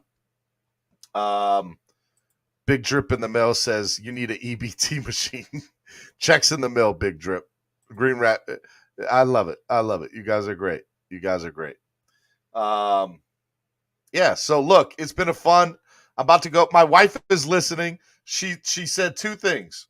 She said, final thoughts. What did you say, honey? You said it was pretty good. She made a good joke on y'all. I don't see it. Final thoughts are more like final lectures or something like that. But it was good. She said y'all had some long final thoughts. But yeah, now the time is with her. So I'll be back on Thursday of next week, y'all. I'll be back on Thursday of next week. I ask, donate to the show all next week. If I'm here or not, donate to the channel. Hit the like button, share old clips, watch old shows. Let's go. I fly out tomorrow morning. It's going to be great. Have a safe trip in Mexico. Don't drink the water. You start throwing like Tua. You're probably right about that. Okay. I love y'all. Y'all the best fans in the world. This is Clap Blockers, home of the #1 Miami fan morning show on the Miami Sports Music Podcast Network. I'll see y'all next week. Peace.